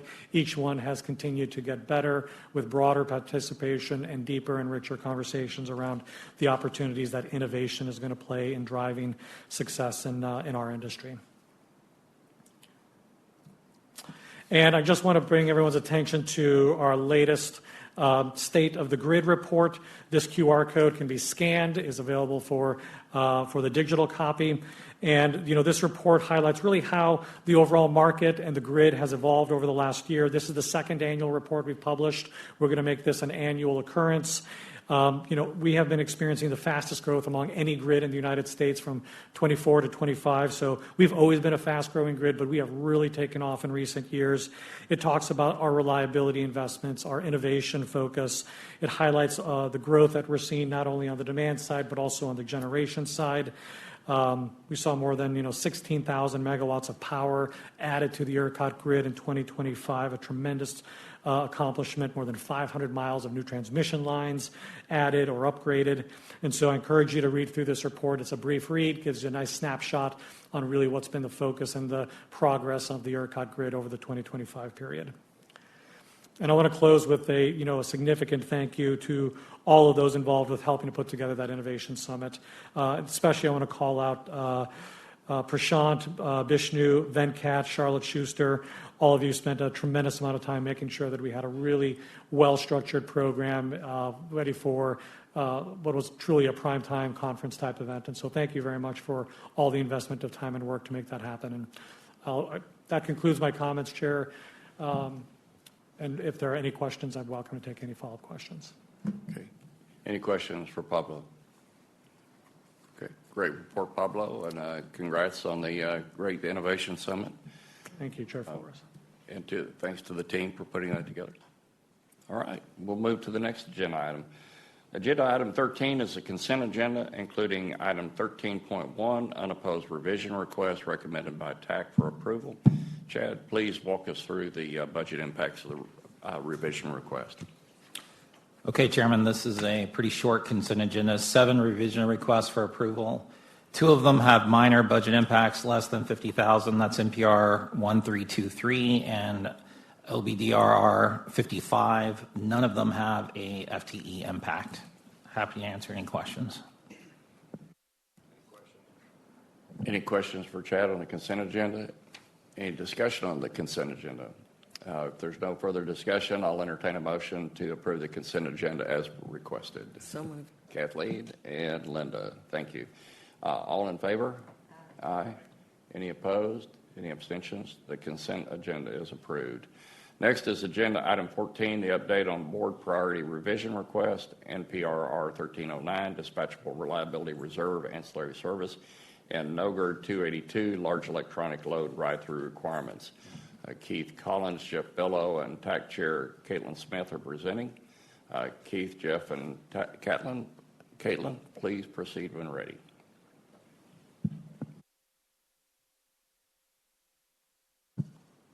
Thank you, Mr. Chair. Keith Collins will cover the NPR 1309, and Jeff will cover the 1308. So back in December, the board had identified NPR 1309, which is responsive to the House Bill 1500 to develop a Dispatchable Reliability Reserve Service.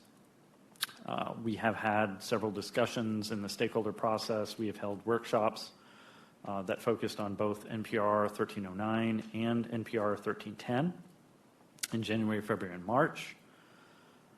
There was a PUCT staff memo and presentation at the commission a few weeks back where there was discussion about how to proceed with energy storage resources. There was discussion in the stakeholder process that had preceded that as to whether or not that should be included in NPR 1309. The memo had recommended not adding the energy storage resources to 1309, and that it should be carved out of NPR 1310 into a separate new NPR. I can state that we are actively working on we have an advanced draft at this point. We expect that to be available in the coming weeks to have that new NPR and ultimately the modified 1310 as well. 1309 was voted on at the last PRS meeting, which was on April 15th. And our understanding is that a TAC vote is likely at the April 29th meeting. There is an outstanding item that is still to be addressed that will be discussed at the TAC in terms of, has to do with the ancillary service demand curves and particularly the floor associated with that. And we expect there to be some further discussion, but we do anticipate that the vote is likely at the next TAC meeting on April 29th. And the final point on NPR 1310, that remains tabled until the reliability standard assessment, which will take place later this summer. And so that one that one did not have urgent status, and that one will proceed on a separate timeline. So I'll pause and see if there are any questions that you have for me. So I think what you're saying is there'll be another NPRR 1311 or something that will include the batteries? Is that? There will be another one. It'll probably be in the 1330s, let's say. But yes, it will have the ESR as a separate item. Yes. Could you share a little bit more about the rationale of why we need to wait on the reliability study? Well, I think the thought there was a couple of reasons, but I think the primary reason is the timing. On 1310, it did not have the urgent status. The 1309, on the other hand, did receive the urgent status, and given the plethora of different items that the stakeholders are working on, focusing on 1309 and the other items to get it to the June board felt more doable than trying to also concurrently do 1310. So that was one of the reasons why. And there were a few others. Well, I'm asking, technically, what are we going to learn from the reliability study that will add value to 1310? That's sort of that was another reason why it was delayed, was when we did our initial analysis of 1310 with Aurora, there was the way that it was studied was it's sort of a cart and horse type of issue where the NPR wasn't done, but we were doing a study before you had the NPR written. And so now that we have the NPR written, what you'll learn additionally is how does those specific requirements as detailed specifically, can we do an analysis of that? And that's what's going to happen during the reliability standard assessment. And so it's possible to be very similar to the initial study, but or at least similar, but there was a desire in the stakeholder process to look at that specifically. Okay, is it Jeff's turn? All right, thank you. Okay. Caitlin.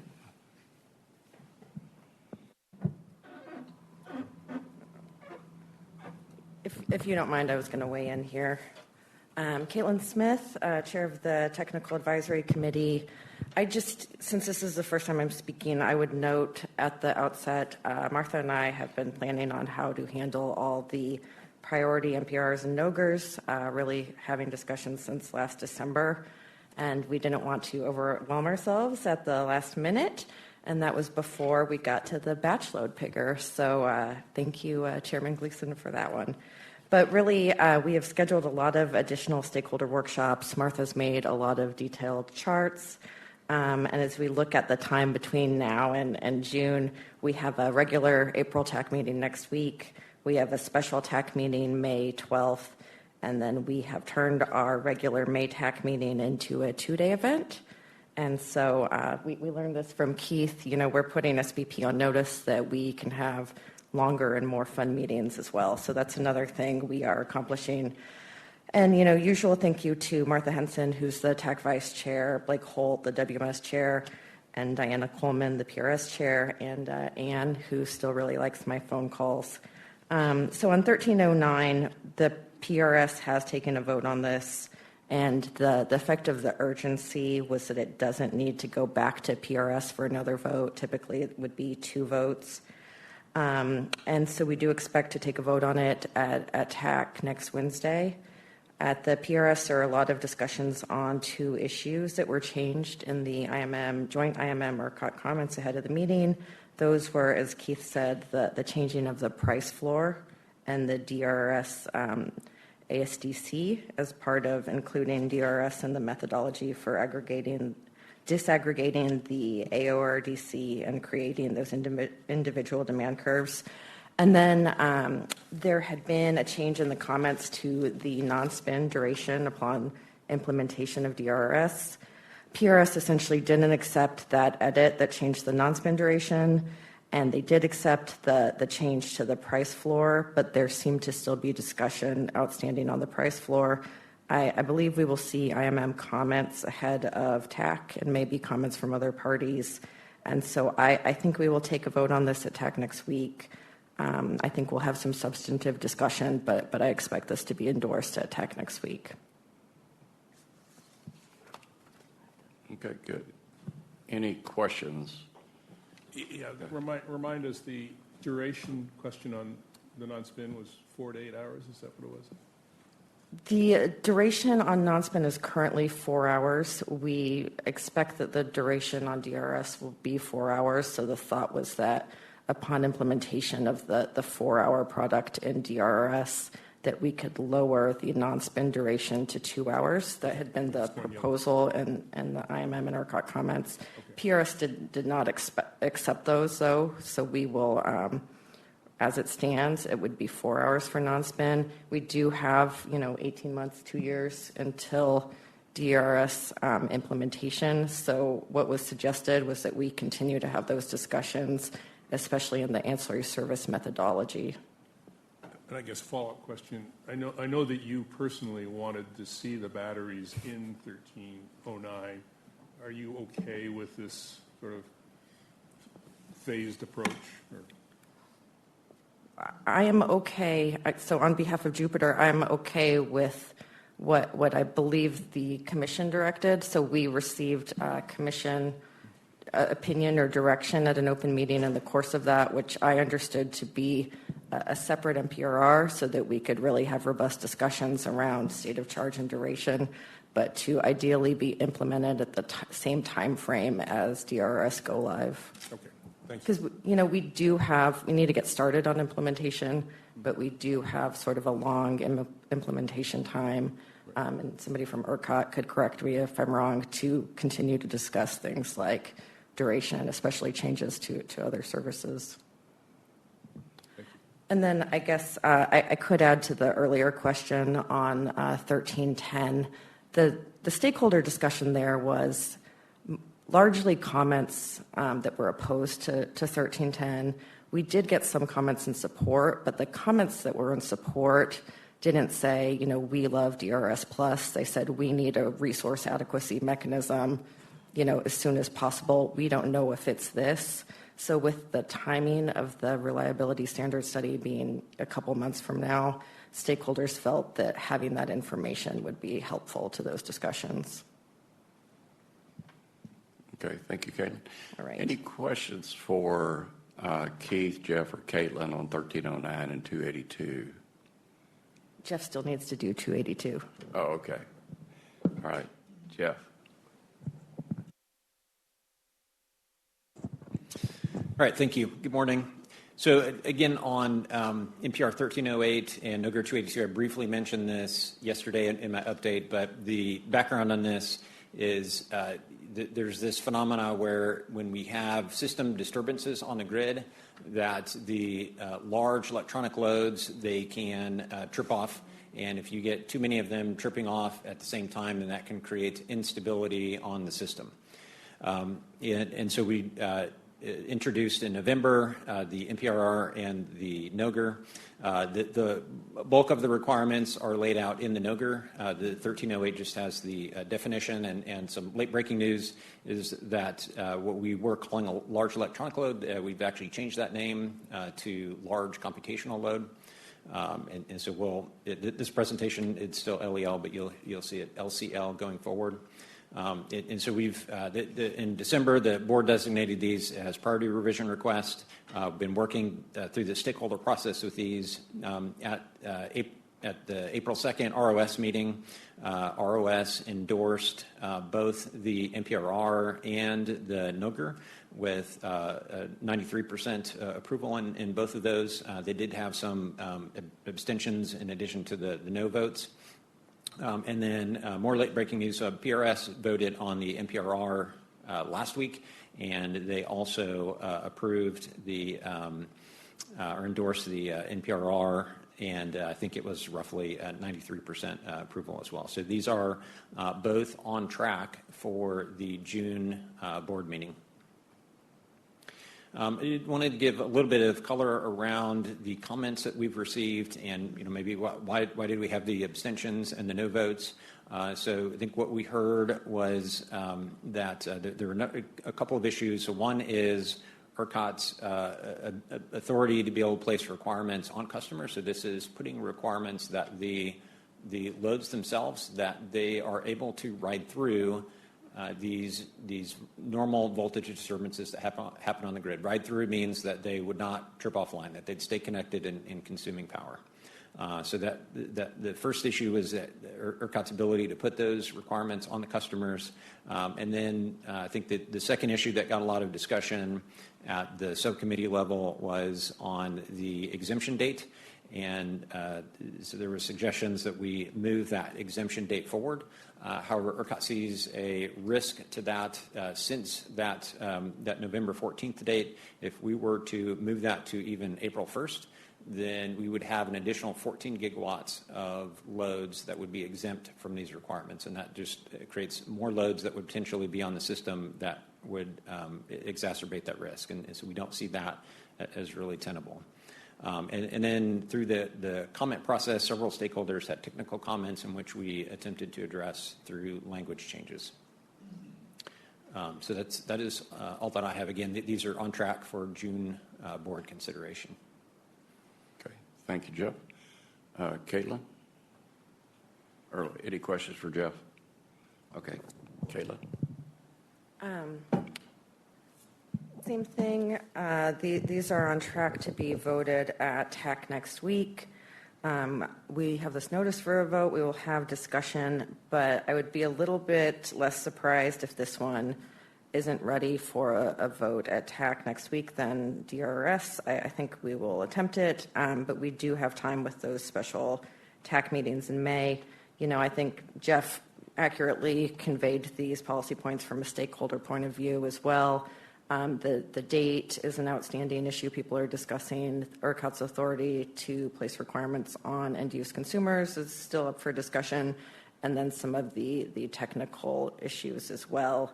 I think we're well positioned for a vote, but if there is comments or attempt to table this, I think we would still be well positioned to get this to June board. Okay. Any questions for Caitlin on 282? Okay.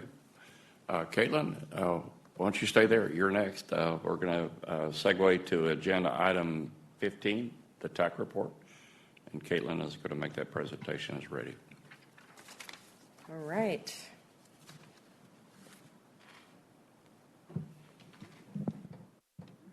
I'm just so much shorter than Jeff is. All right. So here's our regular TAC report, and we will be presenting on the issues we've tackled in February and March TACs. So as Chad noted, we had sort of a short list of revision requests. They were all unopposed. Here is the list of those 7 revision requests. I think as you have gathered so far, we have really increased focus on ongoing priority revision requests and RPG projects in this time, though. Here are our February-March TAC highlights. We confirmed the 2026 PRS Vice Chair. We had confirmed one in January, but the previous Vice Chair was offered another opportunity at Constellation. That was Andy Wynn. He is sort of a market design expert and had been integral to our stakeholder committee, so we miss Andy. But we did get a really experienced and great leader to step up, Eric Blakey, and so we confirmed Eric as the 2026 PRS Vice Chair. On LLWG leadership, this was just a late confirmation. The way the TAC and LLWG meetings lined up, we weren't able to do this before the February board. We voted unanimously to approve Bob Whitmire from Longhorn Power and Patrick Gravois from ERCOT. They are both returning in those roles. As you would expect, this is a working group with the most stakeholder engagement and interest, so we're grateful for all the time they spend on that. We sunset the Real-Time Co-Optimization plus Batteries Task Force. As you guys are well aware, we went live with Real-Time Co-Optimization in December. We use a task force instead of a working group when it's sort of a limited duration project, and when it's also cross-functional, so we don't have to go to, wholesale market and reliability committees. We had kept this committee open a little bit longer after go live just to make sure we sort of had the list of all the issues that we still needed to tackle, a lot of things that maybe were last minute corrections, or a lot of things that were not maybe critical path to RTC that we said we could do later or required some experience or some data from RTC. Most of those items will move to the wholesale market subcommittee. The regional planning group items, Christie, comprehensively covered these yesterday. I'll take them up a little bit out of order. On the charter, as Christie noted yesterday, this change was to reflect NPRR 1274, which passed the board in December of last year. The change updated the money values for inflation, and those values qualify RPG projects for different tiers of review. I think I'm noting that first to highlight that the process for RPG review is more specified and formalized than some of our other processes. And the board, your approval of RPG projects is very meaningful as a regulatory action. It may be the only action on a transmission project until we get to a CCN or until we get to that comprehensive rate case. So at TAC, we're really taking seriously our role to review and to inform you. And of course, with all the load growth we are seeing greater quantity of projects and greater interest in projects. So the kind of number of our discussions and the time we're spending on this has increased. We've spent a lot of time in the last presentation and earlier talking about the priority revision requests that we will get to you by June. We also have, I'm told, 6 RPG projects between now and June. Typically, like today, you're seeing 0 to 2 from TAC at a board meeting. So because of the load growth, you are seeing more of these RPG projects. So the specific projects, the STEC project, this is their second ammonia project, as Christie noted. Also, the Oncor South Dallas project. Christie also spoke well to this. Originally was an Oncor project submitted in early 2025. Sort of other projects were added to this one. I think it serves about 4 gigawatts of load. Serving load like that is very good. And TAC members are just ensuring that they're asking the right questions about, how do we get from the starting point to the ending point of these projects. The priority items, we just spoke to these. I do believe 1309 will be endorsed by TAC next week.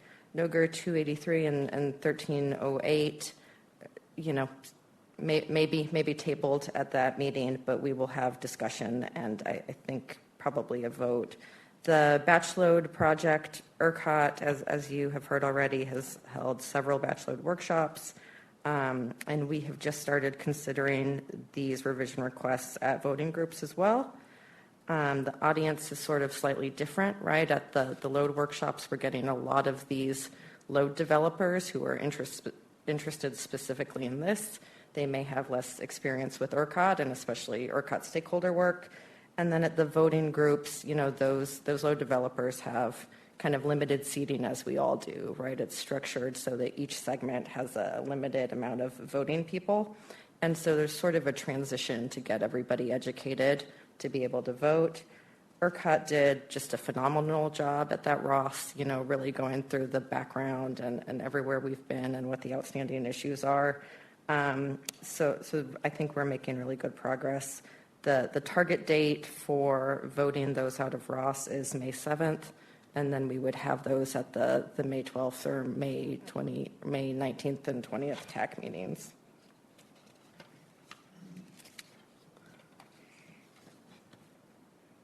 And so these, going here, so we are at the 429 TAC meeting for DRRS. So I think we'll not need those additional PRS meetings so we can get maybe a cookie, or maybe Chad will let ERCOT buy us dinner for our 2-day TAC meeting.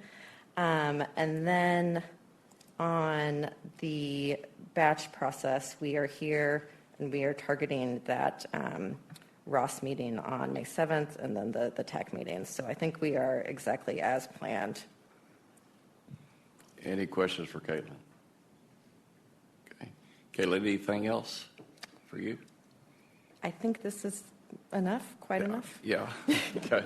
Well, Chad will buy the dinner. Don't worry about that. I'll speak on his That's why I asked on this microphone. What's that? That's why I asked while you were listening. Yeah. Anyway, I want to thank you and Martha and all of the TAC team for what you've been doing. I mean, you've really been leaning in on a lot of special projects with short timetables, and it's been a very value added to the process. Thank you. And I highlighted most of the members, but the Ross chair, Sandeep Borkar, it's his first year to chair, and he's really jumped in, and I've been really impressed. And ERCOT staff, Jeff is avoiding my eye contact, but ERCOT staff has been really phenomenal on these issues with us too. That's great. Thank you. All right, with that, we'll move to agenda item 16, the Reliability Monitor Update. This is a standing item that we receive once a year to discuss the highlights of the Reliability Monitor Program. Andy Gallo will present this. Andy? Thank you. Good morning. As you mentioned, this is something we do every year in April. And, I guess I'm taller than Caitlin. There you go. And so the purpose of this meeting, or this presentation, is to update you all about the activities that the Reliability Monitor has had in the past year or since the last time you were updated. There's no action or anything that we're asking for. It's for discussion purposes only. The key takeaways from the presentation is that we have opened 460 investigations of market participants and ERCOT since we took over this role in November 2022. Of those, we've referred 215 to the Public Utility Commission's Enforcement Division, some of which resulted in significant fines, which I will mention later. Due to the high intake volume, as you can see, there's been a lot of incident reviews opened. We did work with the PUC enforcement staff to create what we've called a streamlined process for lower risk or lower impact matters, and we've had about 78 of these incident reviews that have fallen into that category. We just found that we and the Commission staff were being sort of overwhelmed with all of these matters, and they weren't a one-size-fits-all. Some of them are just administrative and relatively straightforward matters, and so that create less risk. So we decided to try and create this We did create a streamlined process to address those.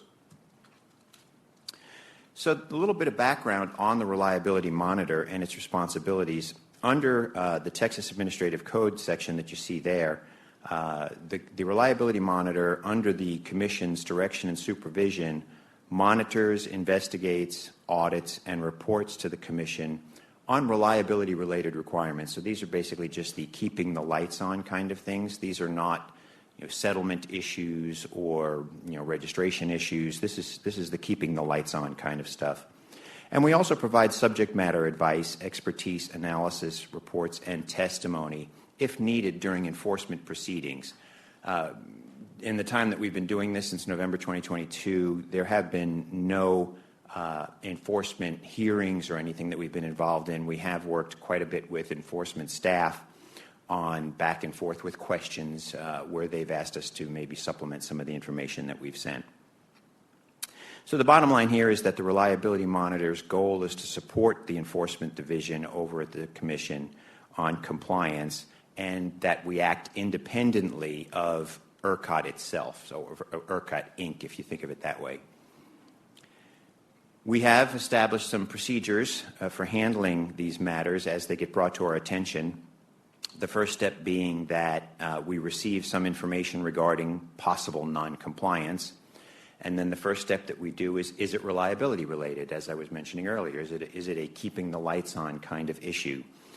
If it is, then it moves on for an incident review by the Reliability Monitor. If it is not reliability related, then we refer it over to ERCOT's legal staff, who handle it during the normal procedures that they use for compliance matters within ERCOT. So basically, we triage these incidents of potential noncompliance and then send them on the paths as I've discussed. The important thing to realize here, or to keep in mind here, is that we're only looking at state-level requirements. This is under the Public Utility Regulatory Act, Public Utility Commission rules, and ERCOT protocols, operating guides, and other binding documents. In other words, if it's NERC-related, if it's federal, it goes to ERCOT compliance, and of course, if it's an enforcement matter, it would go to Texas Reliability Entity. Now, the first step in that process, as I mentioned, is that we receive information regarding a possible noncompliance. How do we receive those? Could be any number of ways. One could be a direct notification by a market participant, a self-report. We have had, my recollection is, at least 2 of those in the time we've been working on these matters. It could be that Public Utility Commission enforcement staff asks us to investigate a particular issue, or perhaps even an ERCOT operations person. They may call and say, hey, we're having a problem with this one entity that doesn't seem to be complying with the requirements, and so they'll refer the matter to us. But it can also be through routine compliance monitoring that we do, and ERCOT does. So the ERCOT Compliance Office does regular monthly review of operator logs, MIS data, all that kind of stuff. And we also, as the Reliability Monitor, do some of that. And the vast majority of these incidents that we've had since November 2022 have involved either ERCOT staff finding it through routine compliance monitoring, or Reliability Monitor staff finding an issue based on this routine monitoring that we do. So now turning our attention to the 2026 activities that we've got going on right now in the Reliability Monitor. The first thing is we are working on refreshing the public web page. If you go to ERCOT's public web page, ERCOT.com, and you go to the About area, you'll see a link there for the Reliability Monitor program. And it's been pretty much the same page since we first started up back in late 2022. So we're trying to do a refresh and maybe find some or post some more relevant information. We also plan this year to do some more training for ERCOT employees and market participants. When we first took up this role, I think it was mid-2023 or so, we had some workshops where we explained all of the goings-on of the ERM and its role and responsibilities, both to ERCOT employees internally so they could understand the importance of referring matters over to the Reliability Monitor, and for market participants so that they could understand the role that we were undertaking. We want to do that again now this year as sort of a refresher or another opportunity for new folks in this space. We also have a couple of audits going on. We are auditing ERCOT's weatherization inspections under the Public Utility Commission Rule 25.55, just to make sure that ERCOT is doing what it's supposed to do under the weatherization requirements in that rule. And then we are auditing resource entity compliance with automatic voltage regulator testing requirements. There is a requirement in the operating guides for resources to test their AVRs on a recurring basis, and so we are making sure that there is evidence that that work is being done. And then, of course, there's just the ongoing incident reviews of potential violations that I was talking about earlier. We thought it might be helpful for you to see some performance metrics based on the 460 total incident reviews that we had through the end of March of this year. When we get these incident reviews in, we prioritize them as either critical, high, medium, low, or what we call SERP, which is the streamlined incident review process. And you can see there that, as you would expect, there's a bell curve, that most of the priorities are medium, but we have a share of all of those.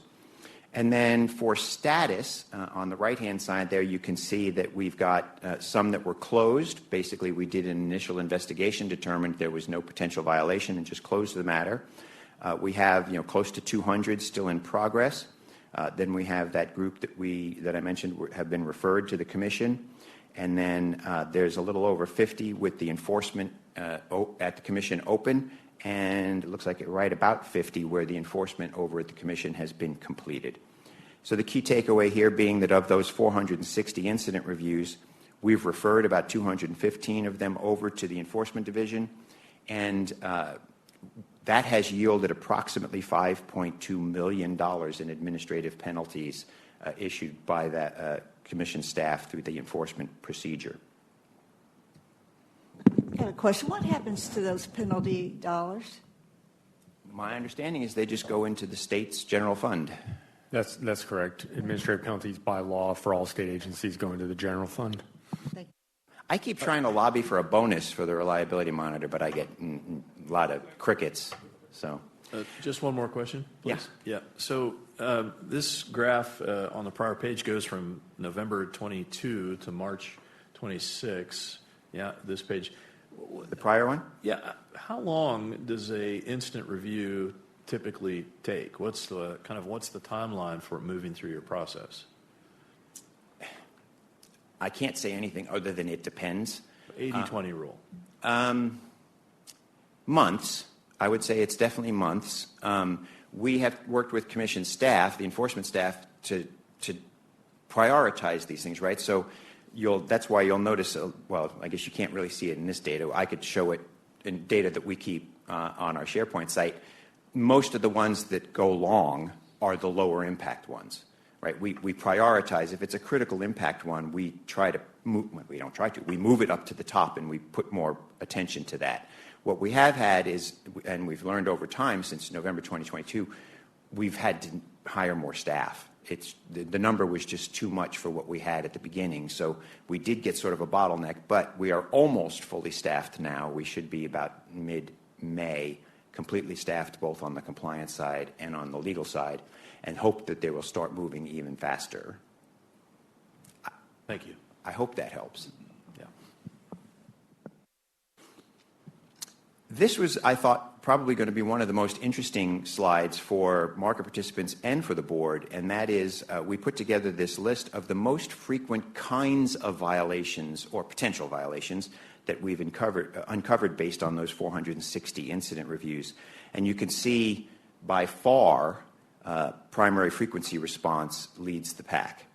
And then voltage support service comes in next, and of course then you can see the rest of them all the way down to where we've lumped together other. I personally thought this was interesting just so that you could see the kinds of things that we're seeing on a more regular basis from a trending standpoint. And then I'd also like to talk a little bit about our budget for calendar year 2025. And I'm not sure budget actually, as I think about it, is the right word. It's actual expenditures. We spent a little over $2 million, as you can see there, which is just a hair more than it was in 2024. I think that's like 0.8% or something. I did the math earlier or last week. Those costs are broken down into basically 3 tiers. There's the direct costs, which is things like, or things that are directly and solely attributable to the program, like our salaries and benefits and employee expenses. As of right now, we have 7.8 FTEs working on these matters. And then, as you can see there, we have Tier 1 indirect costs and Tier 2 indirect costs. Tier 1 is on discrete drivers that aren't directly or solely attributable to the reliability monitor. And then Tier 2 is sort of the more general accounting costs, corporate communications, cybersecurity, the things that sort of go across all of ERCOT that we are partly responsible for. So you can see the number is staying relatively stable from year to year. And then I guess I won't really talk about these because these are appendices, but this is the settlements. This is obviously in your packet of information. So this is the settlements that I talked about that are either actually recovered so far or that are pending, and that's that $5.2 million there at the end you can see. So with that, that's all I have prepared, and I'd be willing to answer any questions if you have them. Thank you, Andy. Any questions for Andy?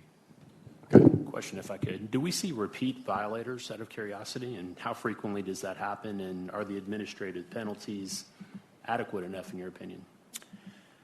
Wow. Yes, we absolutely see repeat offenders. We see a lot of repeat offenders. I could give you a list of, our problem children pretty easily based on, the records that we keep. And then, are the penalties sufficient? That's more of an enforcement division question. I could tell you as, somebody who works for ERCOT and is interested in the idea of keeping the lights on. I know that JB, from DICE, has often said, and Barksdale, his predecessor in that role, have both said they're really not as much interested in fining companies as getting them into compliance. So I know a lot of the times what they'll do as part of a settlement is there will be a fine, but then maybe they have to hire a compliance person, or they have to establish a compliance office, or they have to implement internal controls to prevent a recurrence of the event. So they try and, it seems to me, they find a balance between hurting your wallet. Well, although even hiring new staff obviously hurts wallets too, right, or affects wallets. And in my experience is they've been pretty good at coming up with that balance. Thank you. I know that's a little bit of an unfair question. I was really more in context with the repeat offenders and just the frequency of that. So, no, thank you. Commissioner, it may be good to know the maximum penalty per event is set in statute, but as far as how our enforcement division actually handles repeat offenders, Barksdale may have some more context on that. Thank you, Chairman. This is Barksdale English with Commission staff. You're absolutely right, Chairman Gleason, and also Andy. You're spot on. We're a compliance-first organization.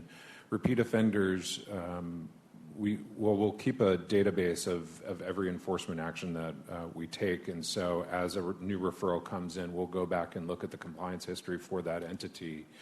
And if that entity has been found to have been in violation of the Commission's rules or protocols for the same type of event, then we will escalate the administrative penalty and the punishment side of our enforcement action correspondingly. And it could, go all the way to revocation or, something pretty drastic if it gets pretty serious. You're welcome. Okay. Thank you, Commissioner. Thank you, Andy. With that, we'll move on to agenda item 17, committee reports. Chris Crumble, the chair of the Finance and Audit Committee, has 3 voting items today, and agenda item 17.1, the Finance and Audit Committee report. Chris? Thank you, Chairman Flores. Yes, the committee has had 3 voting items to recommend to the board for approval.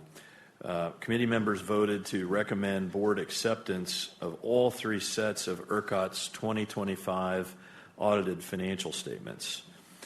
These are financial statements for 1, ERCOT Consolidated, 2, the Texas Electric Market Stabilization Funding, M, and the Texas Electric Market Stabilization Funding, N. All three of the opinions were unmodified or clean, if you will. There were no reported items to note. I would say that the primary item of interest for the financial statements was the 2025 refinancing, which resulted in the issuance of the Texas Electric Market Stabilization Funding M Series 2025 and redemption of the Series 2021. So, Chairman Flores, may I make a motion? Please. On behalf of the Finance and Audit Committee, I move that the Board accept the 2025 financial statements, audit reports for ERCOT Consolidated, Texas Electric Market Stabilization Funding M, and Texas Electric Market Stabilization Funding N as presented by Baker Tilly. Do I hear a second? John, thank you. All in favor? Aye. Any opposed? Any abstentions? The financial statements are approved. Okay, a short note on our committee discussions, just for board awareness here. In addition to the voting items, the committee members discussed the standing committee briefs on financial performance, and we received reports on the investments and debt compliance. The committee discussed the first full view of the 2026 financial forecast versus the budget. And we noted interest income is really the largest variance, and that's due to interest earned on a higher than budgeted congestion revenue rights auction receipts balance. And with that, my report is concluded. Okay, thank you, Chris. Any questions for Chris and the Finance and Audit Committee report?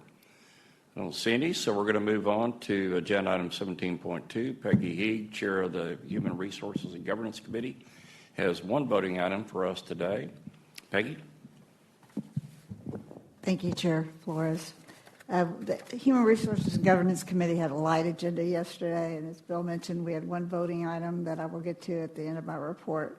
First, we heard from Dawn Herms. She presented the Human Resources Operational Report and provided updates on key HR activities and metrics.